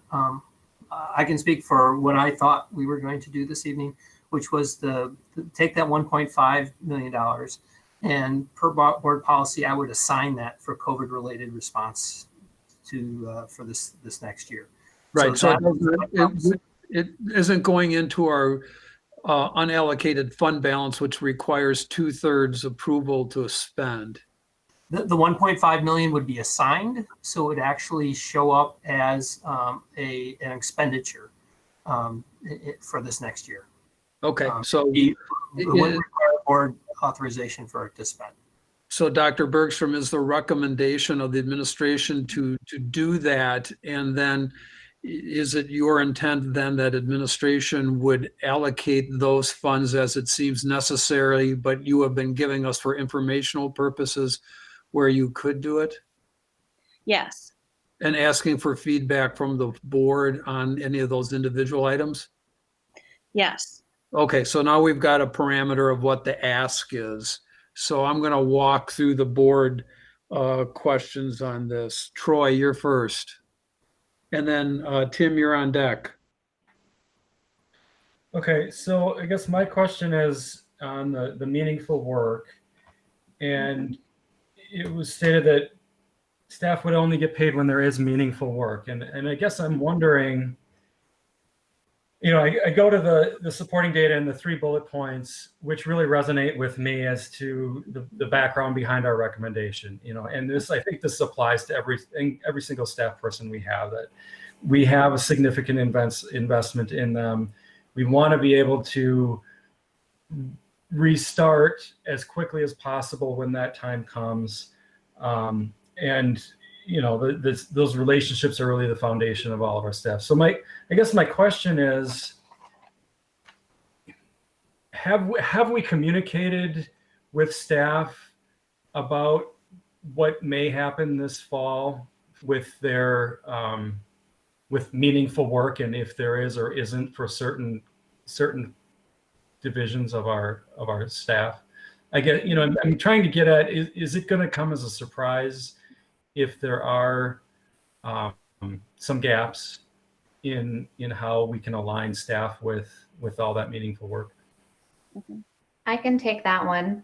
I would say for food service staff, they understand that there isn't enough food service work to maintain their current level of hours. We have not communicated with them what that might mean, because we needed to have this discussion with all of you tonight. But I did tell Sarah that after the discussion tonight, that I would work with her on a communication to them tomorrow, just to give them an update as to where we are. And our thinking behind the meaningful work is they are hourly, and so they will be logging in and out. So for example, if I have a 5-hour-a-day employee, that I hope that I have 25 hours of work for them to do, but they would be paid based on what they work. So it might be 23 and a half hours, it might be 25, it might be 24.75. It'll just be a function of when they log in and out.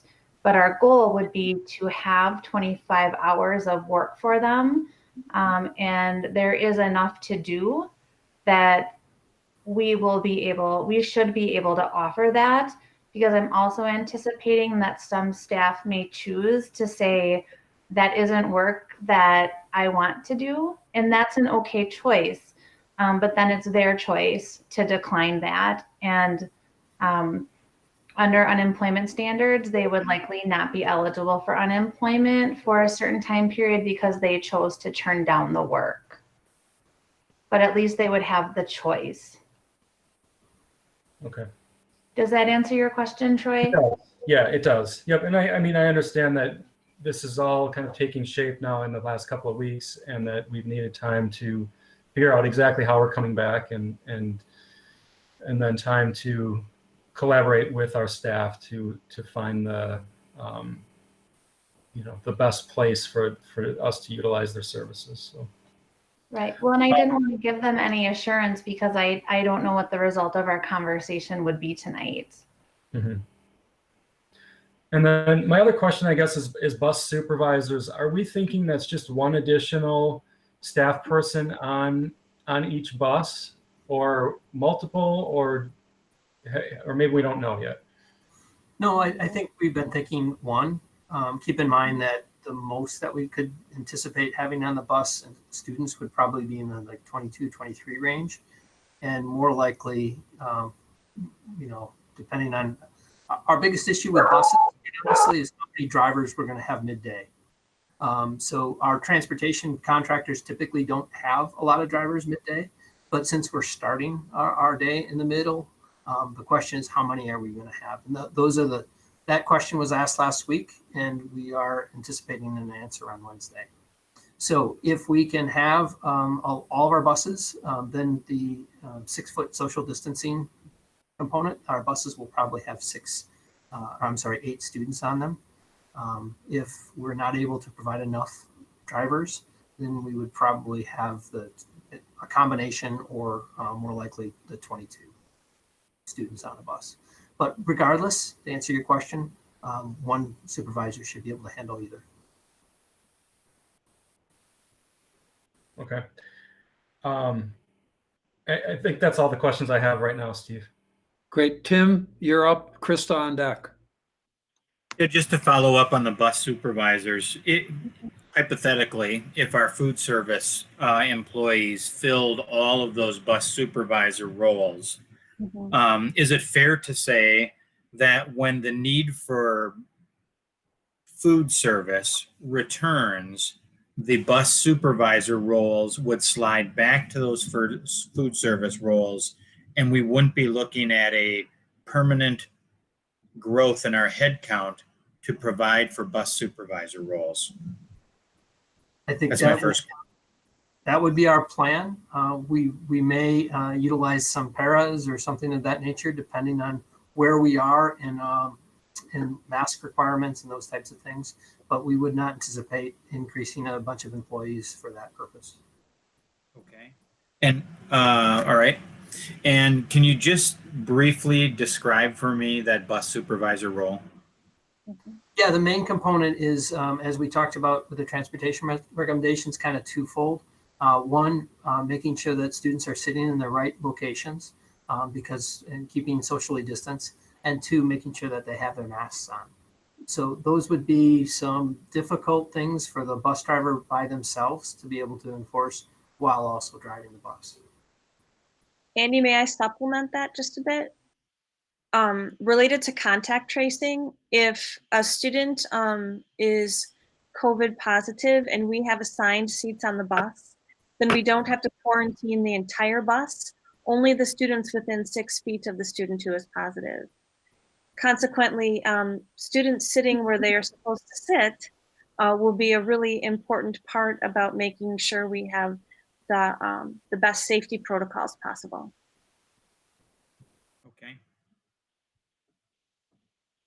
You mentioned, just to step back to the K-4 potential for additional teachers.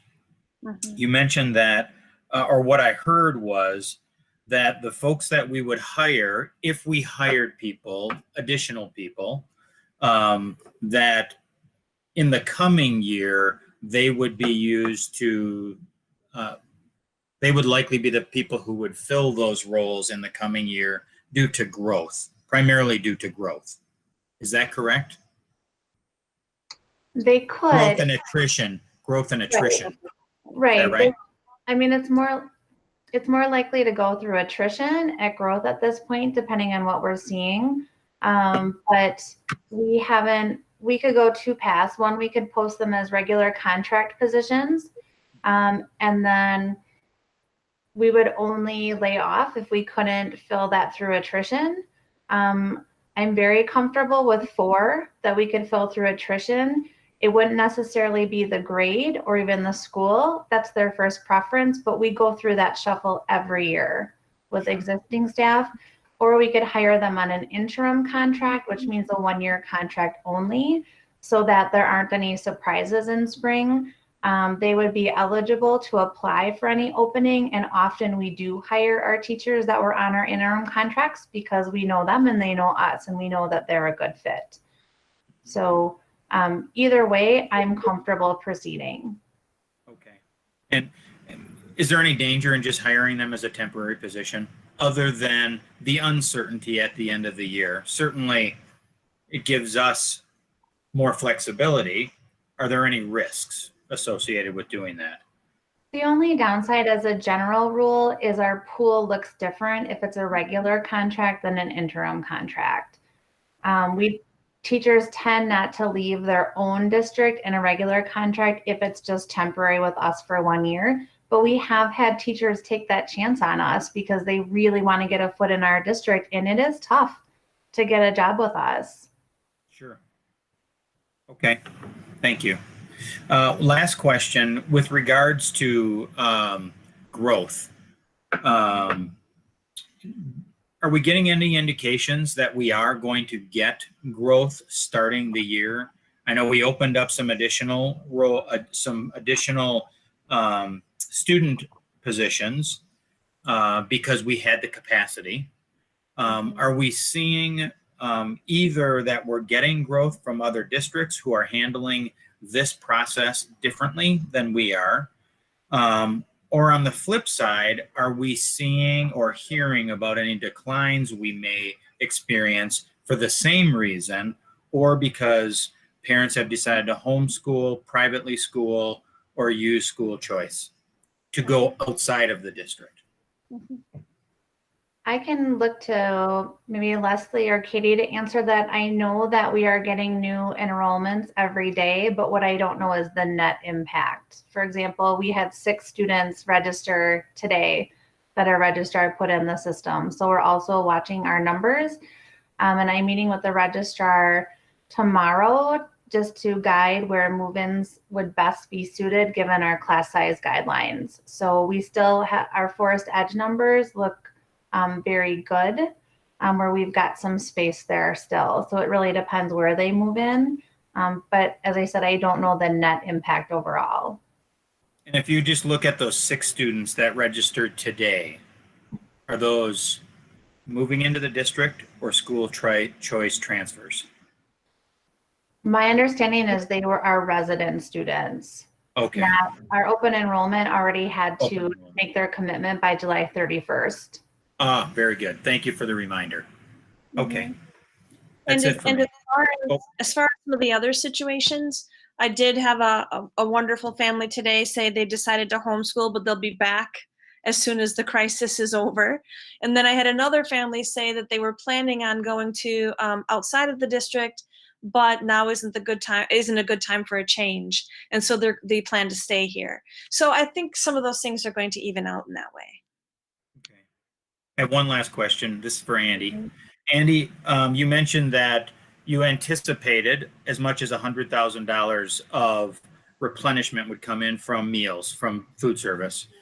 Do you see any other place where we could anticipate some funding or some reduction in cost as a result of us not doing something we would have otherwise normally done? Sure. And there could be more than I can think of off the top of my head. But for instance, transportation, right?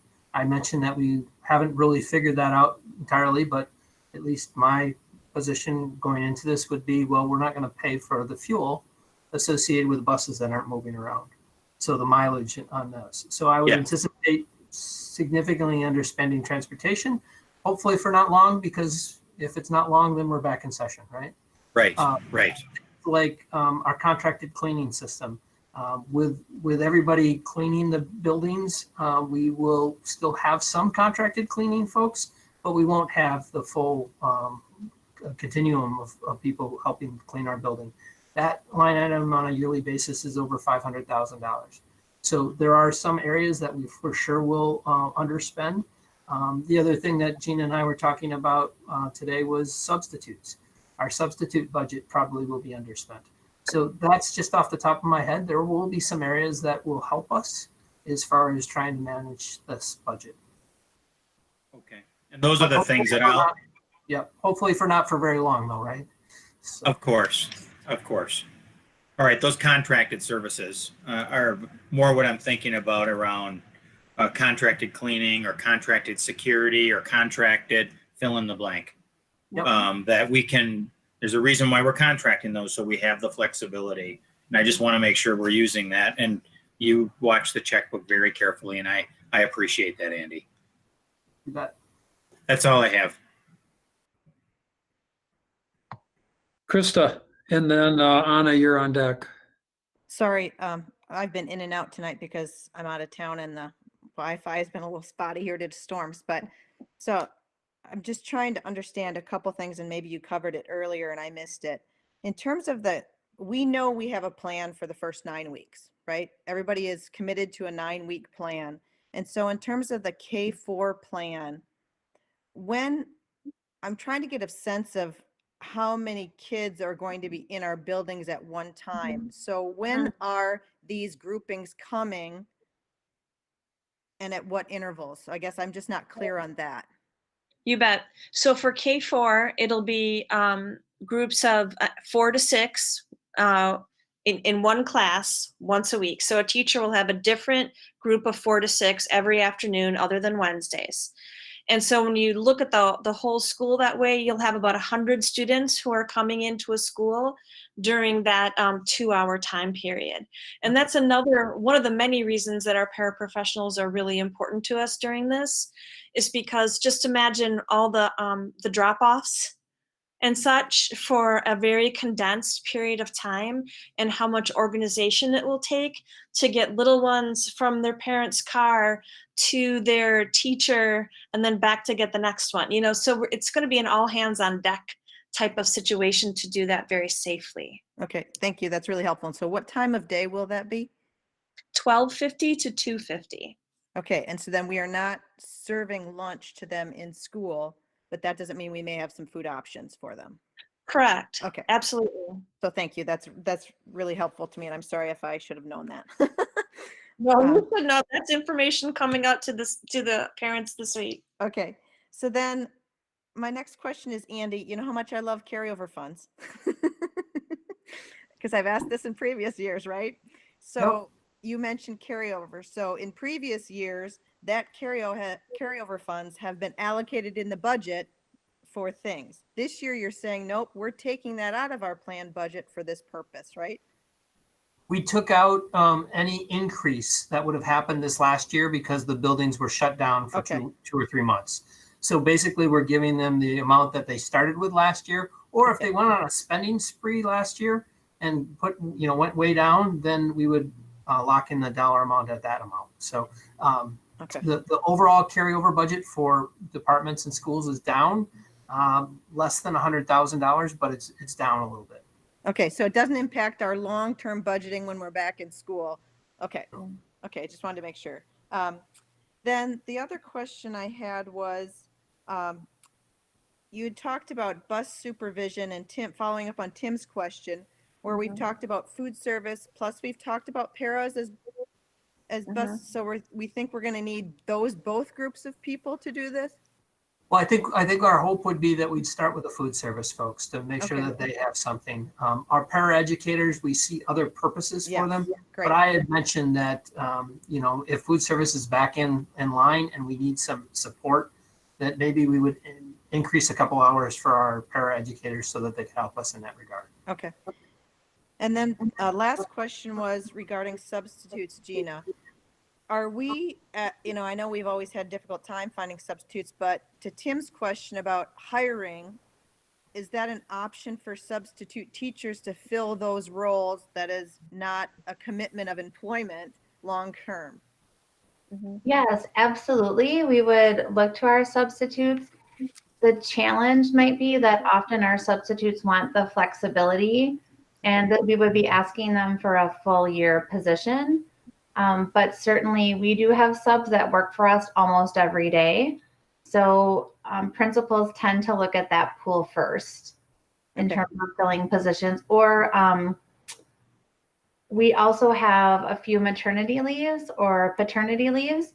So we will also be looking at subs to fill those leaves, just like we would had we been all in person. Because we did last year pay our long-term subs as part of our plan finishing out the year, correct?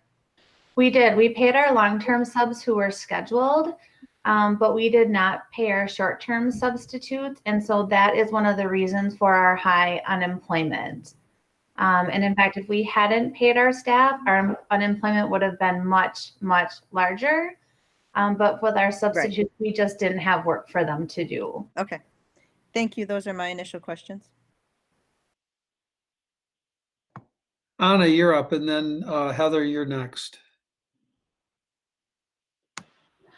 Okay, just a couple of questions. First of all, I guess I'd like to commend the administrative team that prepared this return to instruction plan. I mean, it's unbelievable. I cannot believe the level of detail and the amount of work that this district has done to set us up for success. It is just amazing.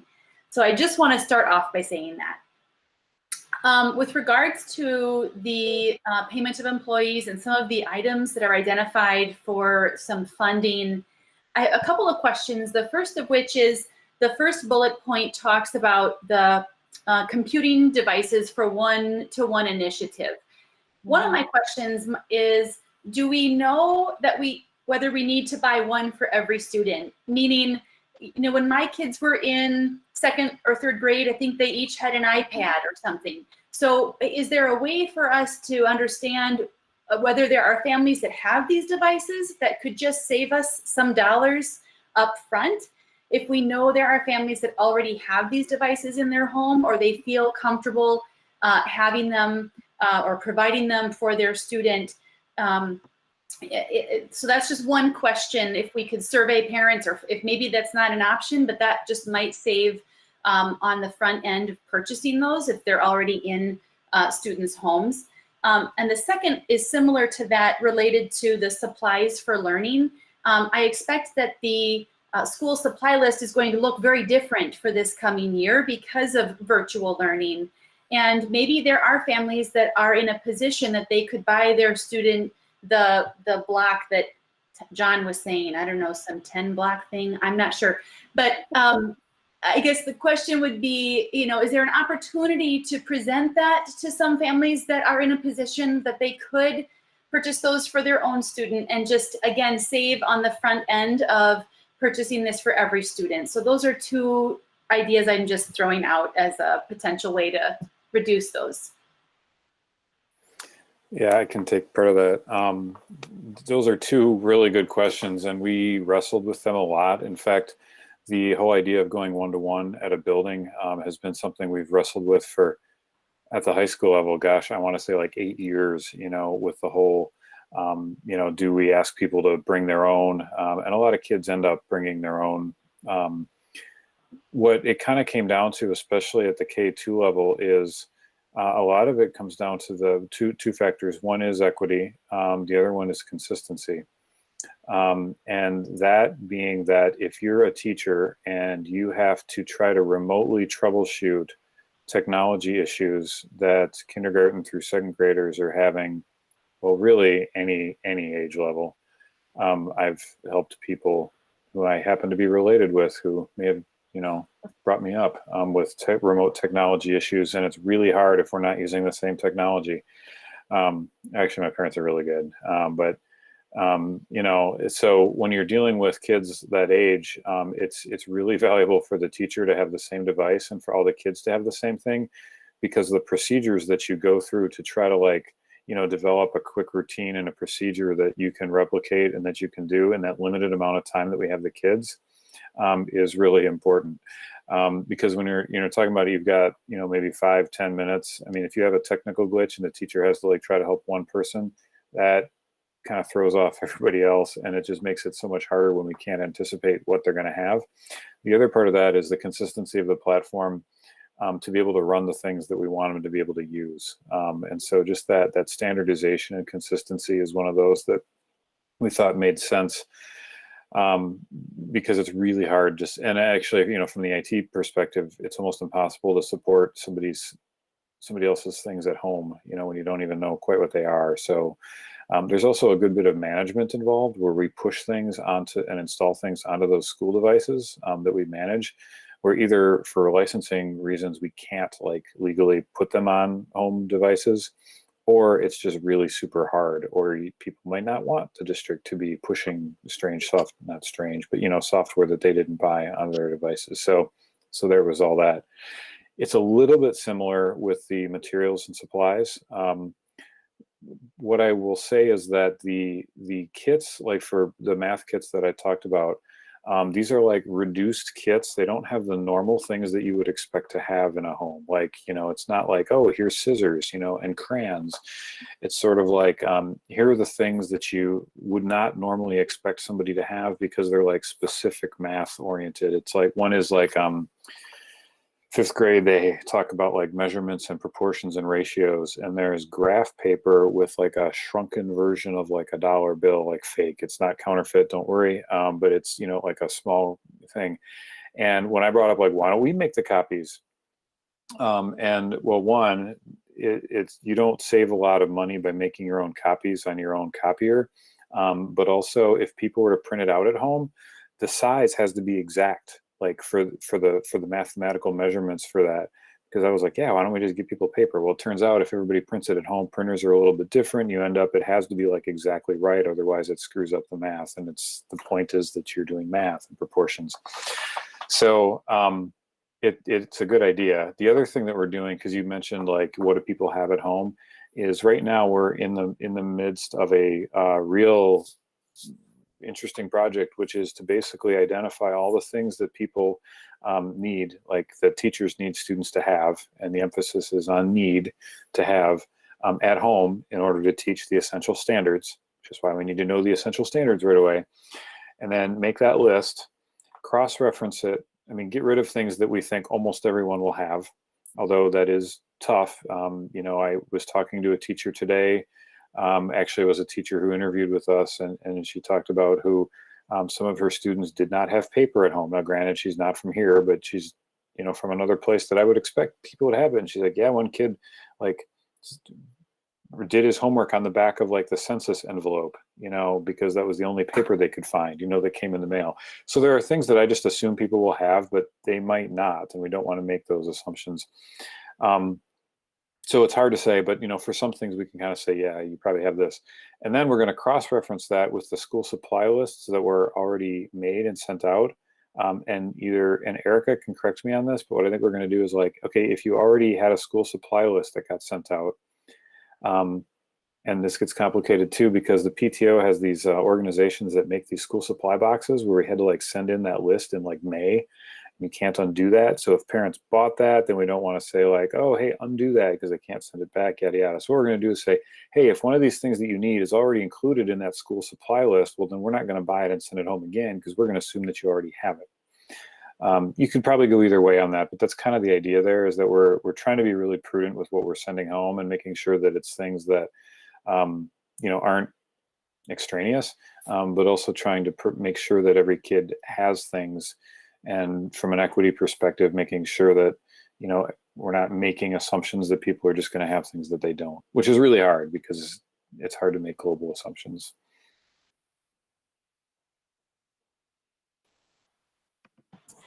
John, I would imagine that you're working with vendors that have device agnostic lesson plans and illustrations and things like that going forward, so that we don't have to worry about the fact that someone's using an Apple device versus another device, a Google device, because it works the same no matter what. In business, for instance, it's super important. The tools that we use on our cell phones have to be device and provider agnostic. Otherwise, people won't buy them. That's definitely something we strive for. That's one of the selection criteria for a lot of that. There are a few cases where that is not the case, but that's gradually where the industry is moving. And so that's something that we actively look for now. So yeah, we're not there yet, but that is one of the things we're looking for. Got it. Thank you. Sorry, Anna. No, that's okay. Those were really my questions. All the other ones have already kind of been asked, so I'm good. I'm good. Great. Thanks, Heather. And then we're going to go in reverse order, kind of what are you thinking? Yep. So my two questions, and forgive me, I think this is different than what other people were asking, but the first thing is, for the people who are doing the essential work, are they, I know they're hourly, is there going to be some sort of consistency into the number of hours a week that they're getting, so that, you know, is the goal that whether it's their full hours or close to it, that it's close to the same, so it's not 25 hours one week and 7 the next and 22 the next week? And yeah, I guess I would just like to learn a little more about that.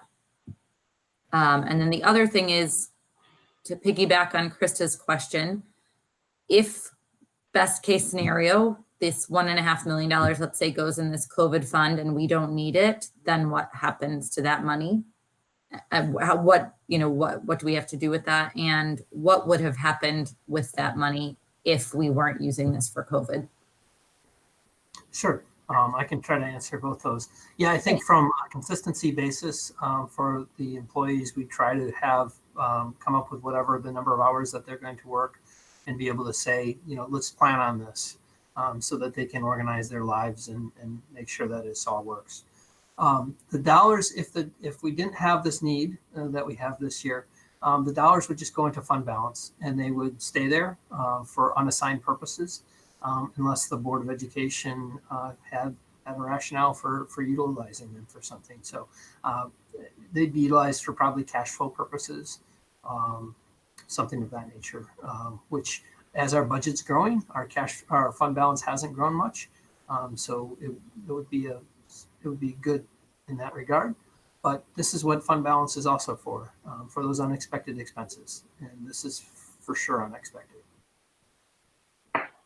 So thank you for that. So what happens if there's money? I guess I'm unclear. Is this a separate fund or is this just part of the fund balance that you're authorized, that you might be authorized to use for COVID purposes?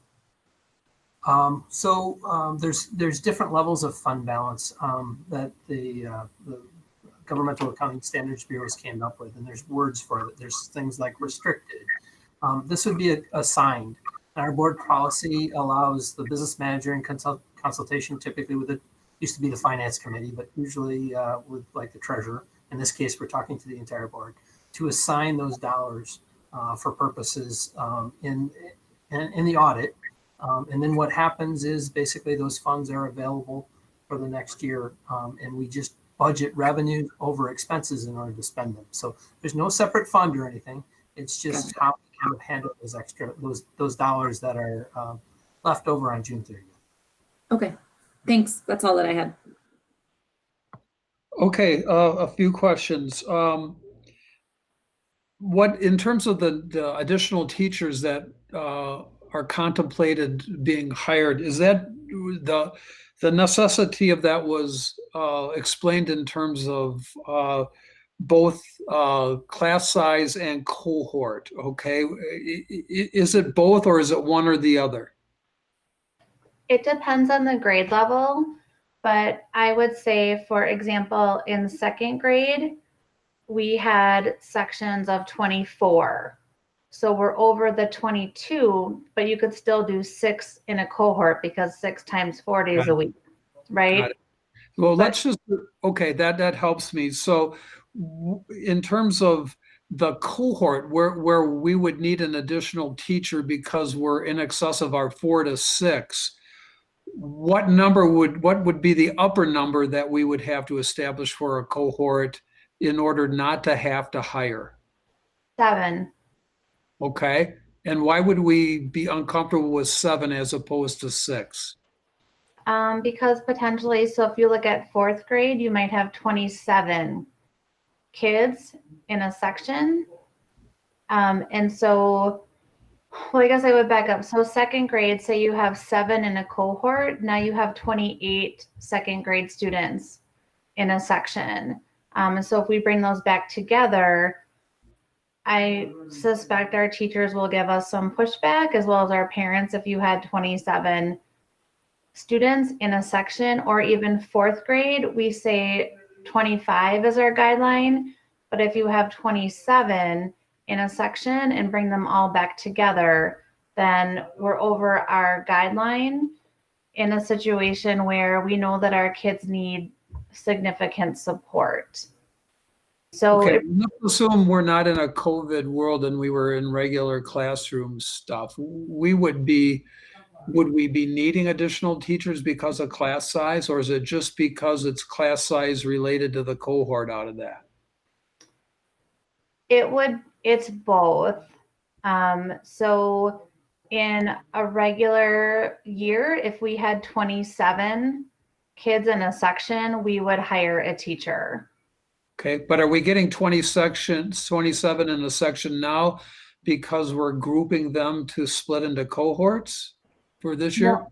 No, Okay. it's because I'm having we're a hard time understanding that. Sure. I mean, So to give you an example, sorry. Yeah, it's like, why wouldn't we, if we could avoid having to hire one additional teacher to go to a cohort of 7, why wouldn't we do that? Because we're obviously got 1.9 million and we have 1.5 million in worst case scenario. So we looked at that, but in those cases where we could possibly go to 7, we're still over our 22. So it's both. Okay. But so you could tell me I'm okay with 25 students in a 2nd grade section, but then I have to have 7 at least in one of the cohorts. So I'm over for both. Okay. Oh, Leslie, you were saying something, you're muted. I get animated, so thank goodness you knew I was talking, right? You do a good enough job yourself. I think that after when we asked people to choose Oregon Online and Oregon Phased Restart, that reshuffled the deck. And so even though our class sizes were balanced going in, now in some cases there are imbalances because perhaps in a grade there's only 16 students in the online, but that leaves a larger number of students to be divided by the remaining teachers. Yep. I just wanted to know how those two played off each other because I wasn't sure, and that helps me a lot. And it leads me into a more policy-based decision. How I want to do this is because my preferences, and I'm moving into kind of the advocacy part of the conversation, is to give you the flexibility to make a determination how you spend that within some parameters, because I don't want us as a board to sit there and start looking at class size numbers that are moving and fluctuating all the time with this, particularly with the models, okay? I'd rather just give you a number and say, this is your limit. You figure out how you want to use it within parameters, okay? But that's why I needed that explanation, because of the interplay. If it was just I could save $60,000 to $80,000 on a teacher by going to 7 alone, I would say, well, do that. But it's a lot more complicated in terms of how you're assessing that. Okay. What happens if Department of Public Health or DPI comes out and says no in school? How does this change our analysis and our numbers? Because that's a very real possibility.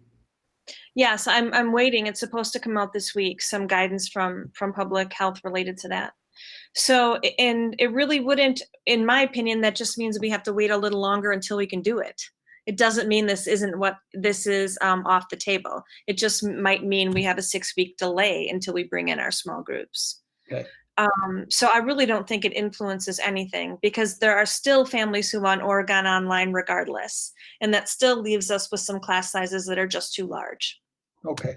The paras, their time's already in our Fund 10 budget for this next year. We would have them as a normal part of our operating budget. The only policy question is, in the explanation from a public relations standpoint is, are we paying them for not doing work because kids aren't in school? We have an answer to that. They will be doing work, okay?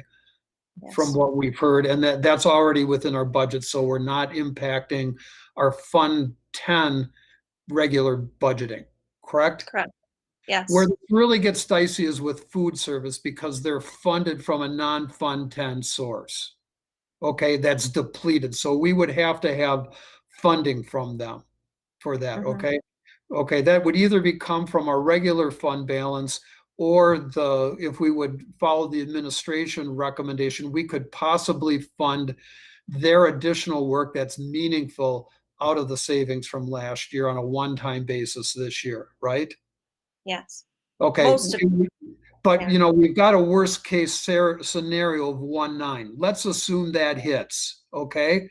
And we give you 1.5. Are you comfortable making the hard decisions as an administrative team, as opposed to us as a policy maker to say, we're going to have to lay you off? Yes. Okay. I mean, because that's essentially what you're asking us. Yes. Okay. Because, and I don't know that we're going to get to that, but, the other thing that's going to happen is, if we have to lay off folks, we're going to take we'll save some in terms of salaries, but we're going to take almost an equal hit on our unemployment reserves.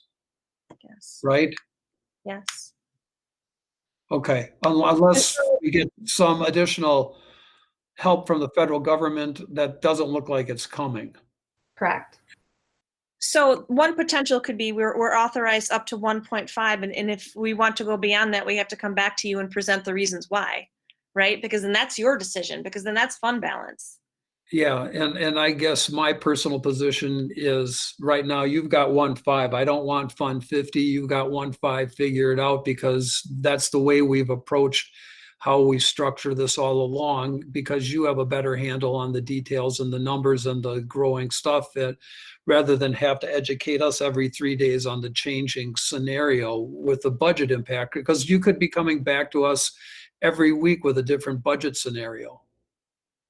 Okay, so I'm at, give you the 1.5, authorize the business manager to assign the savings from 1920 into an assigned fund balance account to be utilized to spend for this year on a one-time basis for COVID-19 purposes, and let you guys figure it out. But that's where I'm at, but not Fund 50. And I would be very reluctant to go to our fund balance. Because part of my trade-off, and I've articulated that in the past, is this is a short-term problem, but we also have long-term problems that we can't ignore. Okay, and I had looked at maybe putting some of those unassigned or those fund balance numbers for 1920 into an assigned account or the general fund balance for purposes of budget relief for the following years. Okay. But I see a more immediate need. So I flipped on that, but that means for me personally, I don't want to go into our unassigned fund balance. Okay, so Heather, you're next. I'm done with my questions and I gave you kind of my position. So Heather, any thoughts or comments or reactions, and then we'll kind of sort out where everybody is. I think I'm inclined to say okay to the 1.5. And that's that. Hopefully we don't have to use it all. I mean, that would be sort of the implication, is we don't use it if we don't have to, but if you've got meaningful work, that's critical for the mission that we do that. All right, going backward, Anna. Thank you, Steve. I would say that I am completely on board with the reasons for taking the 1.5 million dollars of unused funds and putting it towards maintaining the staff that we have. I feel really strongly that, and I agree wholeheartedly with the initial 3 bullet points. We value the relationships our staff have with our students. We've made a significant investment in our staff. We want to retain those staff, and we want to have them back when we're back in full, in-person learning. In-person learning. So I am in support of taking the allocating or authorizing $1.5 million to go towards the COVID-19 Fund 10, to use it for the things identified in the memo in the packet. I'm on board with it. That's all I have. Krista. I agree with Anna and the statement from the administration about the first 3 things. I really wholeheartedly believe that.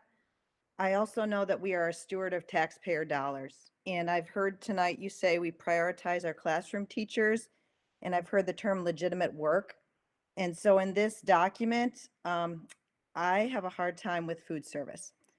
I don't think the document should mention bus contractors. I think that's completely separate and that should not be in this document. And I really would like to see us pull out food service and have, I guess, I just don't feel like the case was made to me tonight about what legitimate work that would be for that group. Because I hear things about the paras that would do bus supervision, and I understand how important that is to the classroom teacher. But I guess, I'm sorry, I just don't feel like the case was made for me tonight about food service workers. And when we represent taxpayers who have been furloughed or had reduction in pay, I think we have to really think about that And I guess I just don't feel like the case was made for me tonight about what our food service workers could do. And I don't disregard how important they are, but for 9 weeks, I'm not sure we have the work for them.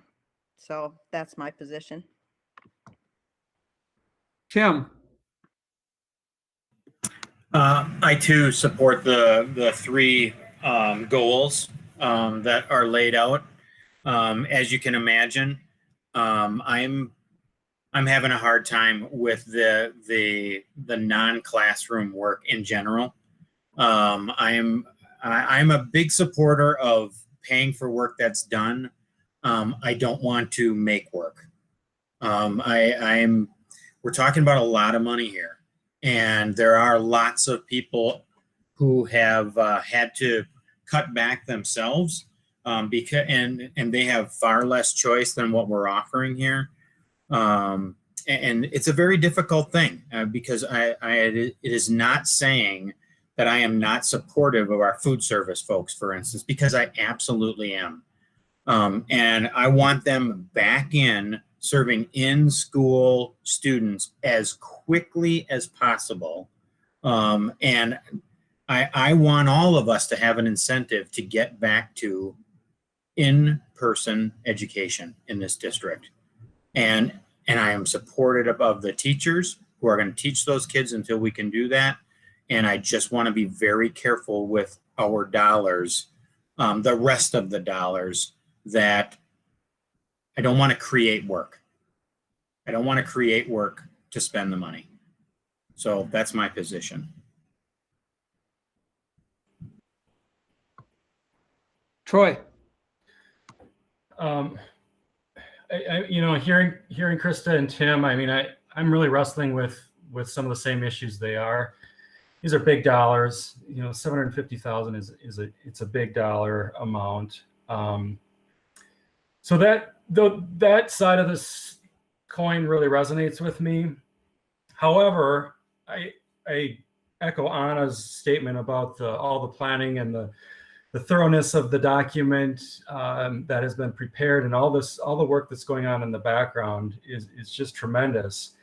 And I look at what a teacher is going to have to do in a day or in a week.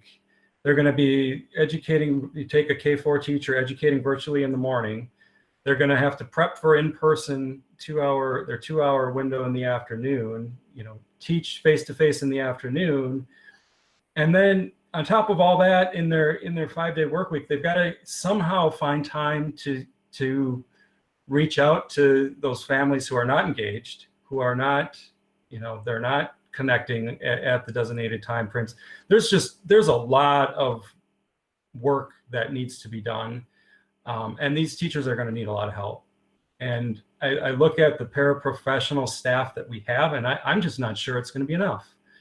And that's where I think, whether it be food service, whether it be the additional temporary staff that we bring on, I think we're going to need more help than we have once we get into this action. And we're also going to be learning as we go, right? I mean, this is an emergency situation, and as we start the enriched virtual learning, we're going to be learning so much from that, and that's going to help us to bring our students back in a greater degree, more of the grade levels for longer periods of time.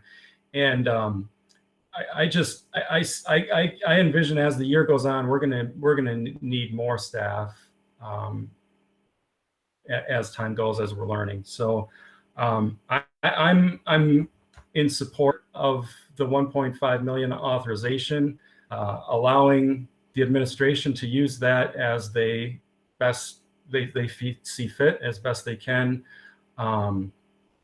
Understanding these are big dollars, but like I said, as I see it, I'm seeing we're going to need more help versus less. Steve, can I ask one question? Yeah, we'll cycle back and let people react out. So in an earlier board meeting, we had a document that says we were not looking to give raises to our staff. So how does that factor into this proposal for this allocation of money And where are we looking at in terms of salaries for our staff for this year?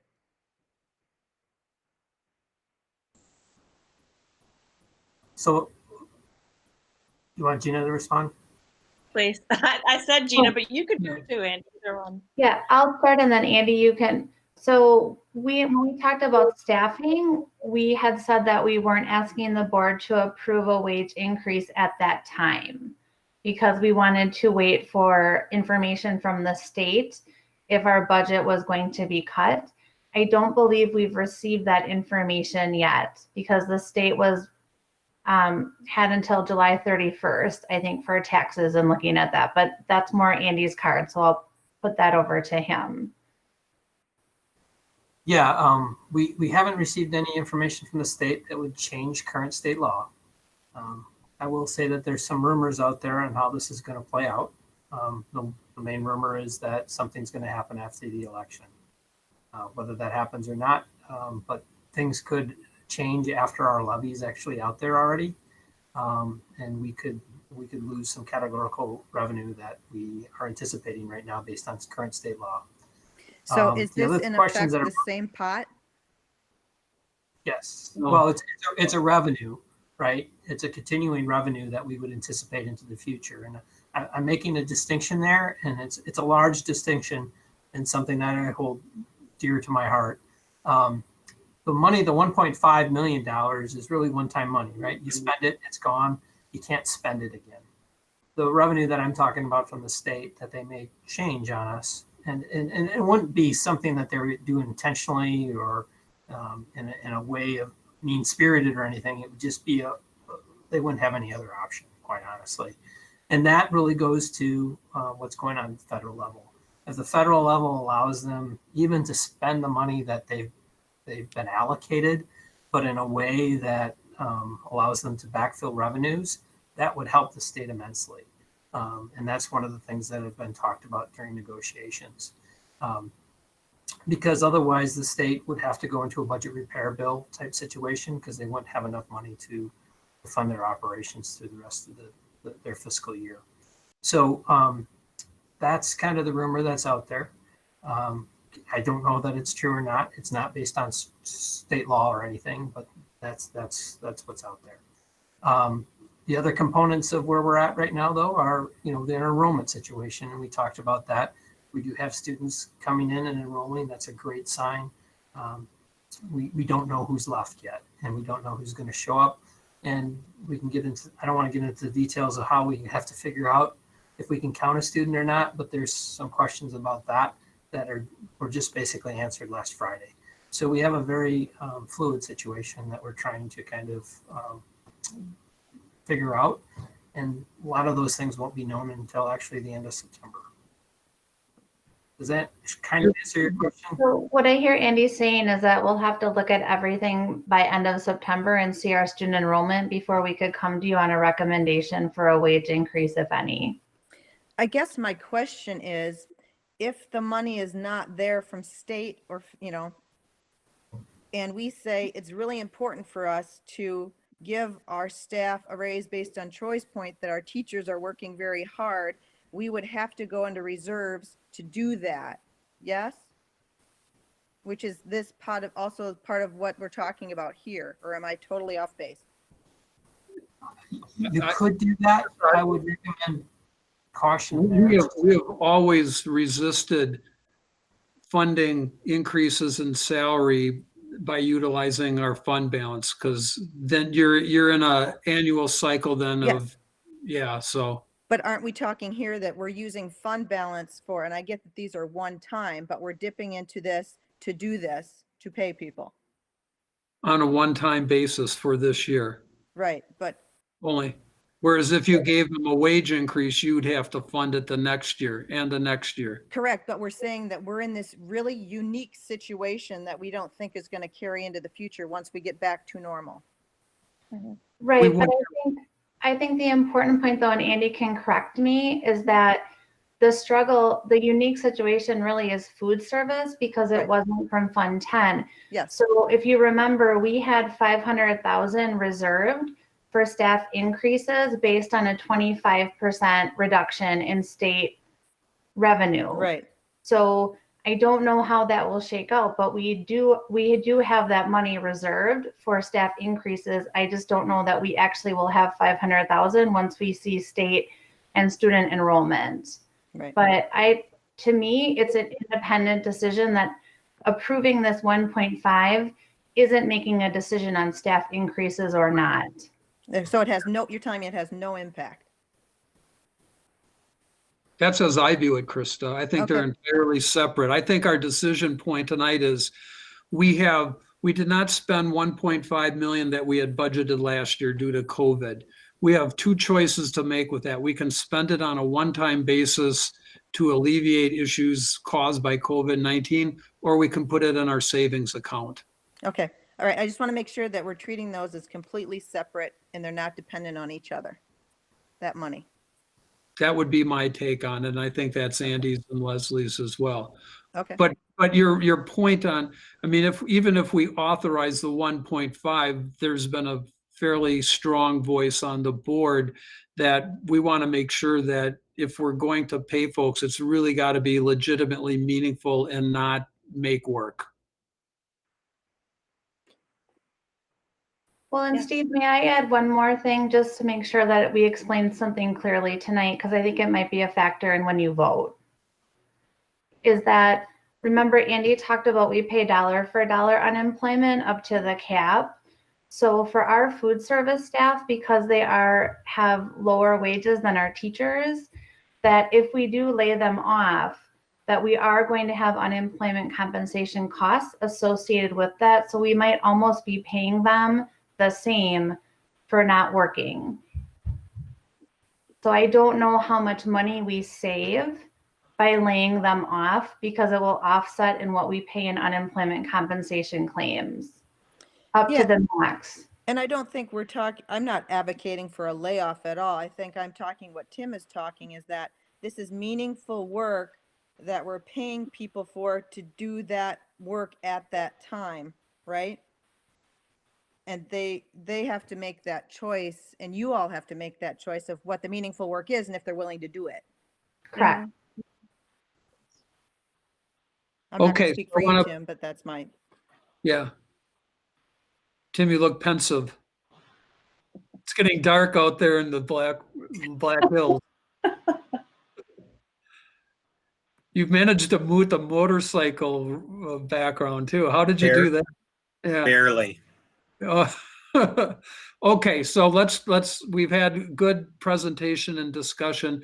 We need to kind of make a decision basis. The recommendation from the administration is to authorize the business manager to assign up to $1.5 million to an assigned account representing savings from the 2019-2020 budget, and to spend those on a one-time basis for COVID-19 relief this school year.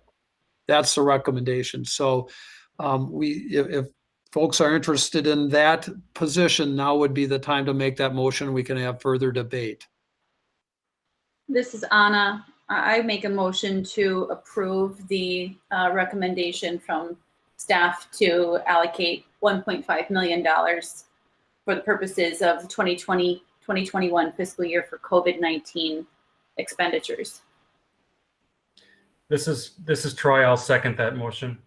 Okay, we've got a motion and a second to authorize the business manager to assign up to $1.5 million from the 2019-20 savings for COVID-19 2021 purposes. I'm going to go through if there's any discussion, and I'll just raise your hand if I think I got everybody on screen.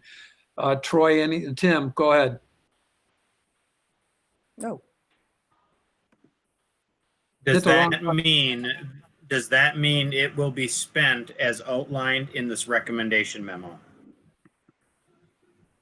I don't, that's not my view of it, but I want to check the understanding of the administrative team. I would say there probably has to be some degree of flexibility within that 1.5, because we're having a hard time sometimes knowing what's around the corner in this unusual situation. But in general, yes. Okay, thank you. Any other questions. Heather, you got anything? I'm going through, looking at people on my gallery. Nothing? Krista, anything? No. All right, Troy, anything? Yeah, I guess I would just reiterate. I mean, I agree with Tim. I don't think, I certainly don't support a make work situation. But reiterating my earlier points, I think this is a situation where we have to double down and we really have to support our students and our educators in, you know, putting more forces into this situation. And I don't see this as a point in time where we should be cutting our staffing budget. All right, Anna. I agree a lot with what Troy is identifying, and I would say that part of the reason that I am in support of this is due to the fact that you see the additional cleaning protocols. That is work that someone needs to do, and it shouldn't be the paraprofessionals who are going to be needed in the learning environment, and it shouldn't be the teachers who have a lot on their plate. It should be the staff that maybe aren't doing their normal regular duties, but it's work that needs to be done to safeguard the community and the students and the staff at our schools. From that and the additional staff that we're talking about on buses, when you read that 25-page return to school plan and you see all of the additional work that's been outlined to make this safe and meaningful and workable for the catch-up that's needed and the additional safety precautions, I guess I completely agree with Troy that there is a lot that needs to be done to do this correctly. And hopefully we're back in person sooner than we all maybe think at this point in time. And this is a moot point to some degree that our food service folks are going to have the regular work that they're used to doing, not just this other meaningful work that needs to be done during this virtual and blended learning environment. That's all I wanted to end with.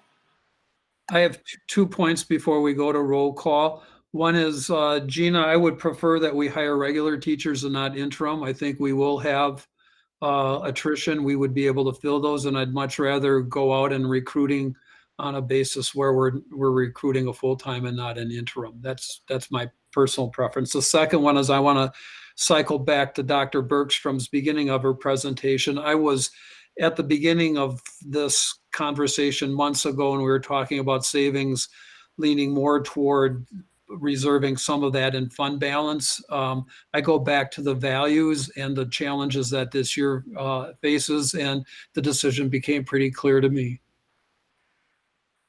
Okay, call the roll. The motion is to authorize the business manager to assign up to $1.5 million dollars from savings from 2019-2020 to the 2020-21 budget for COVID-19 relief purposes.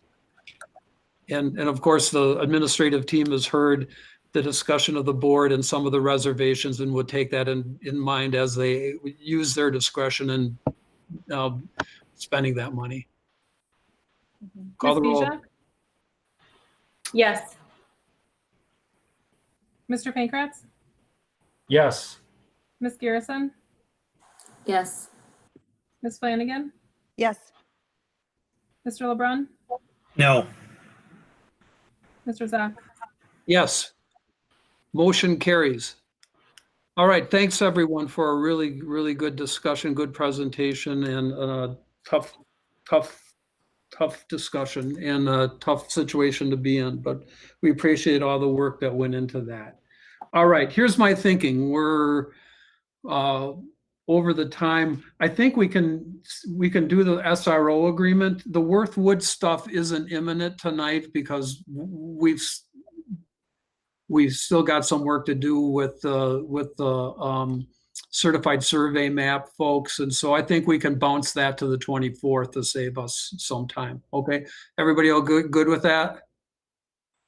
Okay, yeah, I thought so. SRO agreement, let's finish that one off. Okay, that's me. So I want to really thank Tim and Krista for doing the heavy lifting on the situation. We had a meeting with the village, and I will keep it brief in the interest of time, but essentially We had no substantive changes to the agreement itself, other than we had to update titles and names. So we felt pretty strongly that we want to work with Chief and Chad Schaub, who's the new lieutenant. If either of them should leave, then we'll have to come back and talk about that. The big decision point is the 700 hours and whether or not we want to continue to provide the village with reimbursement for those 700 hours, even though we may be virtual. As an administrative team, we recommend we do pay for those 700 hours. The SRO has done significant training this summer, which typically we don't count. Typically we don't need the person in the summer, but so he has done that proactively.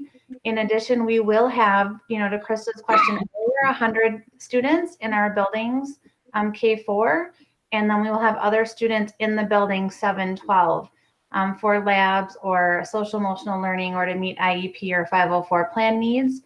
So we do anticipate having students on campus that could need his assistance. In addition, he has been asked to help with traffic because we're going to have significant parent drop off. And he has been wonderful this summer about helping to educate our students that are engaging in choices online that we wish they weren't making. So even though we don't have jurisdiction this summer in terms of school discipline, we always look to educate first. So also, if we are able to add more students in person, then we anticipate that we will need significant hours from him as well in terms of prevention strategies and education strategies. And there's nothing to say that he couldn't do some of that work virtually as well. Amy Miller has done a wonderful job of doing videos and educating students using that medium.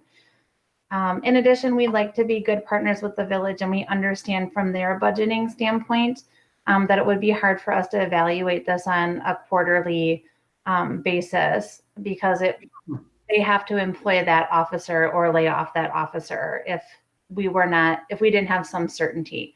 So we feel confident that we will get at least 700 hours of work from the SRO over the course of the year, but did just want to bring that to your attention. So with that, we're seeking approval of the SRO agreement for the 2021 school year. Tim or Krista, anything you'd like to add because you were involved in the process? Krista? Krista? Just want to recognize the new chief of police, Jenny Pagenkoff, and Gina, the time that they've spent together and the relationship that they have. This is really a program that's built on trust. And those two have a lot of trust, and Jenny's worked really hard to get this program to where it's at today from where it was a year ago. And I hope the board had a chance to not only read the agreement, but look at the trainings at the end of the agreement in terms of what our SRO officer has gone through in terms of the things that we value as an Oregon school district and just this whole equity piece. And they're really doing a lot of work as the police department in that realm. I think the only other thing that I want to throw in there is, you know, we've talked about in our previous discussion, having staff on buses. And we've heard with our equity work and when we went to the Black Lives Matter rally downtown, things that go on in our buses, and that's really a critical area. And so I think with implementing the anti-hate speech and some of the other bias work we're doing, that the SRO can play this SRO can play a huge role in that and really look at continuing some of these things we talked about with having people on our buses. So I'm sure that we're going to get more hours than 700 from this program, not only from the SRO, but from Jenny and her staff. So I am a huge supporter and really want to thank Gina and Leslie and other administrators for the work that they've done. The principals, Jim and Shannon and Darcy, we are leaps and bounds above where we were a year ago. Yeah, I wholeheartedly agree. I think Gina and Jenny have done such a great job developing that relationship that we've always wanted to have. And I can feel it's very genuine coming from Jenny and from Gina, of course. But I feel it's very genuine and that they are both working together very well in the best interest of our kids. And I could not have asked for a better relationship with them, especially considering where we've come from. Great. So Hey, thank Tim, you, Gina. Yeah, Tim and Krista, or Gina, we've put a lot of investment with this particular officer. Do we get a sense that this officer will be, a long-term solution, or in the position for a long time? Because I would hate to go through, a continuing cycle. Right. When we get the right one, it's really a person-dependent position. It is. There's collective bargaining agreements constraints that they have. So I know that he'll be ours for 2021. And we can certainly make that request, but I don't know, she has to work with the union agreement too. Well, let her know if she needs any help with WPPA. We can come to the table with them. I think the other point of that, though, is what they're doing as a department. And so it's going to become less individual dependent when you've got a department that really backs our values and who we are, and they believe them and they have their own values and they're doing this own training themselves, which makes it less person dependent. Okay.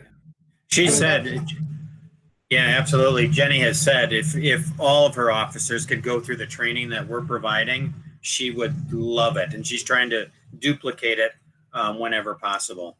Great. So we'd entertain a motion, and Chris or Tim, you guys are probably the most appropriate one, and thank you for spending the time to over the last year to really turn that relationship around. It's much appreciated by everyone. Yeah, and not to say that it's not going to be difficult and have its bumps, but we start from a place of good right now. So I will move we approve the SRO agreement for the coming school year. I'll second. Great. Any discussion? Troy, anything from you? No. Heather? No. Okay, Anna?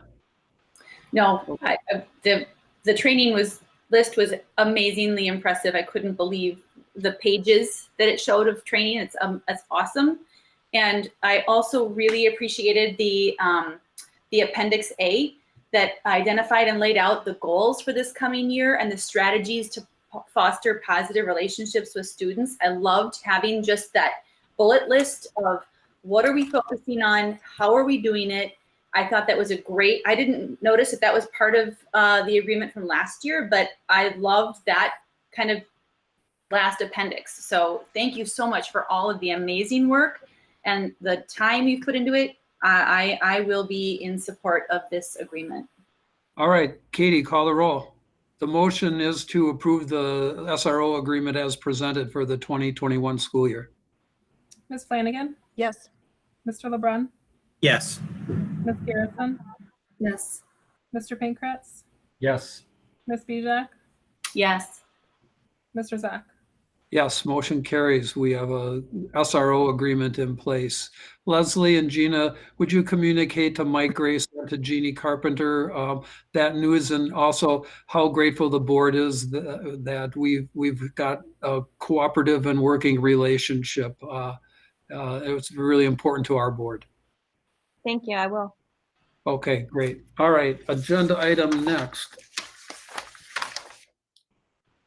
Committee reports, policy. We got a whole slew of stuff from you today. Anything new or planned?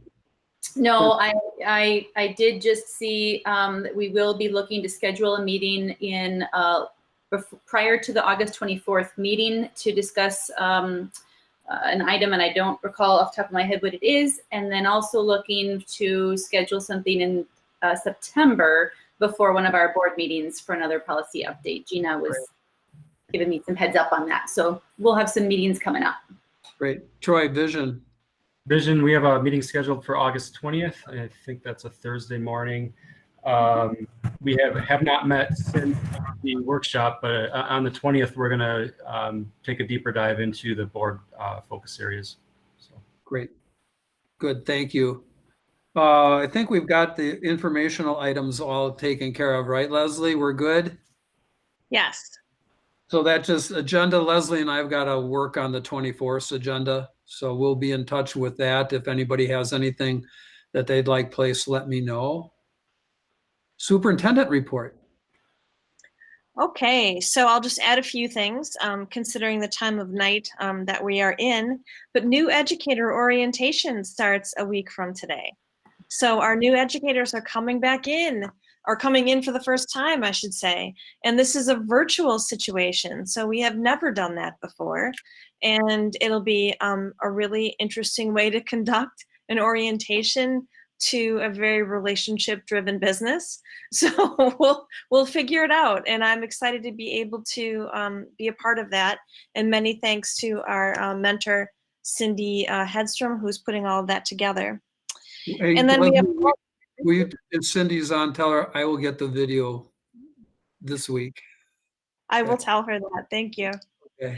8/17 is also the day we turn our POGs back on for our staff to be able to come back into the buildings, because I know that many of them are choosing to teach and film their synchronous lessons from their classrooms. Because remember, in the spring, we couldn't allow them back in, and it was all about missing supplies and things that they wish they had. And thankfully, in this scenario, they will be able to access all that they need. And I really think that will have a positive impact on what they are able to offer our students. And then finally, I want to give a nod to Candace Widensee and her teams, because you saw the wonderful work that came out of the back to the academic planning committee. While she's also been working a portion of her work under that umbrella to develop criteria for bringing students back related to IEP needs and needs in the student services department. So she is working with large groups of people to ensure that we are ready to go for that too.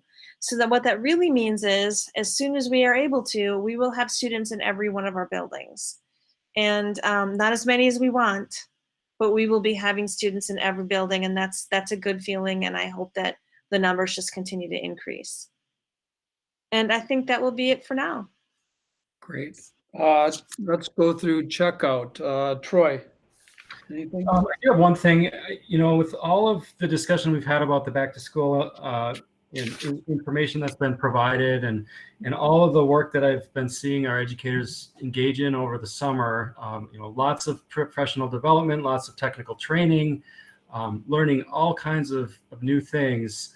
I think we could do more communication of that as a district to get that out to our families, that to help them understand of all these great things that are happening behind the scenes. And I hope that doesn't come across as a criticism, because you all have a lot on your plates. But I'm so proud of what's going on that I want to see us share that to the community. Thank you. Great. That's Tim, all. and Tim, thanks for connecting in from out in the remote woods. We appreciate it. Yeah, you bet. Yeah, thanks. Thanks for your patience. Thanks for the great discussion tonight, Tim. Yes, you bet. Again, I want to make sure that that you understand how grateful I am for all the work you've put into this, Dr. Bergstrom. I know it has been a tremendous effort from lots of people, and I don't want you to think for a moment that my vote on the budgetary item is not a sign of non-support, because it is not.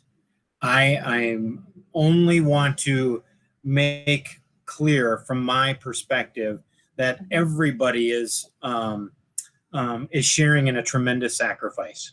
The students are, the educators are, everyone in our district is. And I don't want you to think it's a criticism of the work that you're doing, because it definitely is not. And so I truly appreciate it. I just want to make sure that we're using, as a board, that we're using the discretion that our taxpayers expect from us, and that we're balancing those with the sacrifices that everybody's making. So again, thank you for all that you've done to bring us to where we are today. I'm looking forward to getting the kids back in and being educated. So that's it for me. Thanks, Tim. Your voice is always appreciated and very insightful. Thanks, Steve. I appreciate that. Anna. Heather. I'm all good, thank you. Okay. Krista. I just want to echo what Tim said too. it's tough having a board. You know, we just know enough to be dangerous. And so we do. I really appreciate all that you do. And Andy, I always kind of ask you tough questions and you always have really good answers. And a lot of it is just learning, and that, you know, we feel somewhat responsible for a population of people that are paying taxes. And so it's kind of a weird position to be in, but you guys do an amazing job, and we are so lucky to have all of you. Leslie, I cannot tell you the amount of people that have told me in the last 2 weeks how amazing you are, because not only are you smart as a whip, but you're honest with people and you tell them what it is. And people really need to have information and answers right now based on what you know right now. And so I really appreciate you doing that. And I know you have a huge team behind you that are supporting you every step of the way. So you guys tend to hear a lot more negative, and sometimes that comes from me too. But I think you really need to know that people really value all of you and trust you and know that you're making the best decision you can for our kids. And that's a really important role, and you do it really well. So thank you all very much. Great. Thank you. Thank you. I want to thank the board for the discipline of staying in our lane, because it's been important for us to do that. It's helped our administrative team, but also for the ability to ask tough questions and to dissent when we feel that it's important to do so. Because if we didn't do that, then we shouldn't have a board, right? So thank you all. You've been a terrific board. I think that's shown across the county how we're doing and how we're doing some things differently. And I know our administrative team appreciates, they've expressed that to me innumerable times when we've been talking. So thanks a lot. I'll be in touch with you over the next 2 weeks as we develop the 24th agenda. If you have anything, let me know, okay? Tim, safe travels back. Same, Krista. I'm headed back tomorrow, and we'll see you all in Oregon. Need one more motion? Safe travels. Need one more motion, though. I'll move to adjourn. Second. Tim got the second. Roll call. Ms. Flanagan, Yes. Mr. LeBrun, Yes. Ms. Garrison, Yes. Mr. Pankratz, Yes. Ms. Bijak, Yes. Mr. Zach. Yes, thanks. We're adjourned. Good night, everyone. Be safe. Good night. you.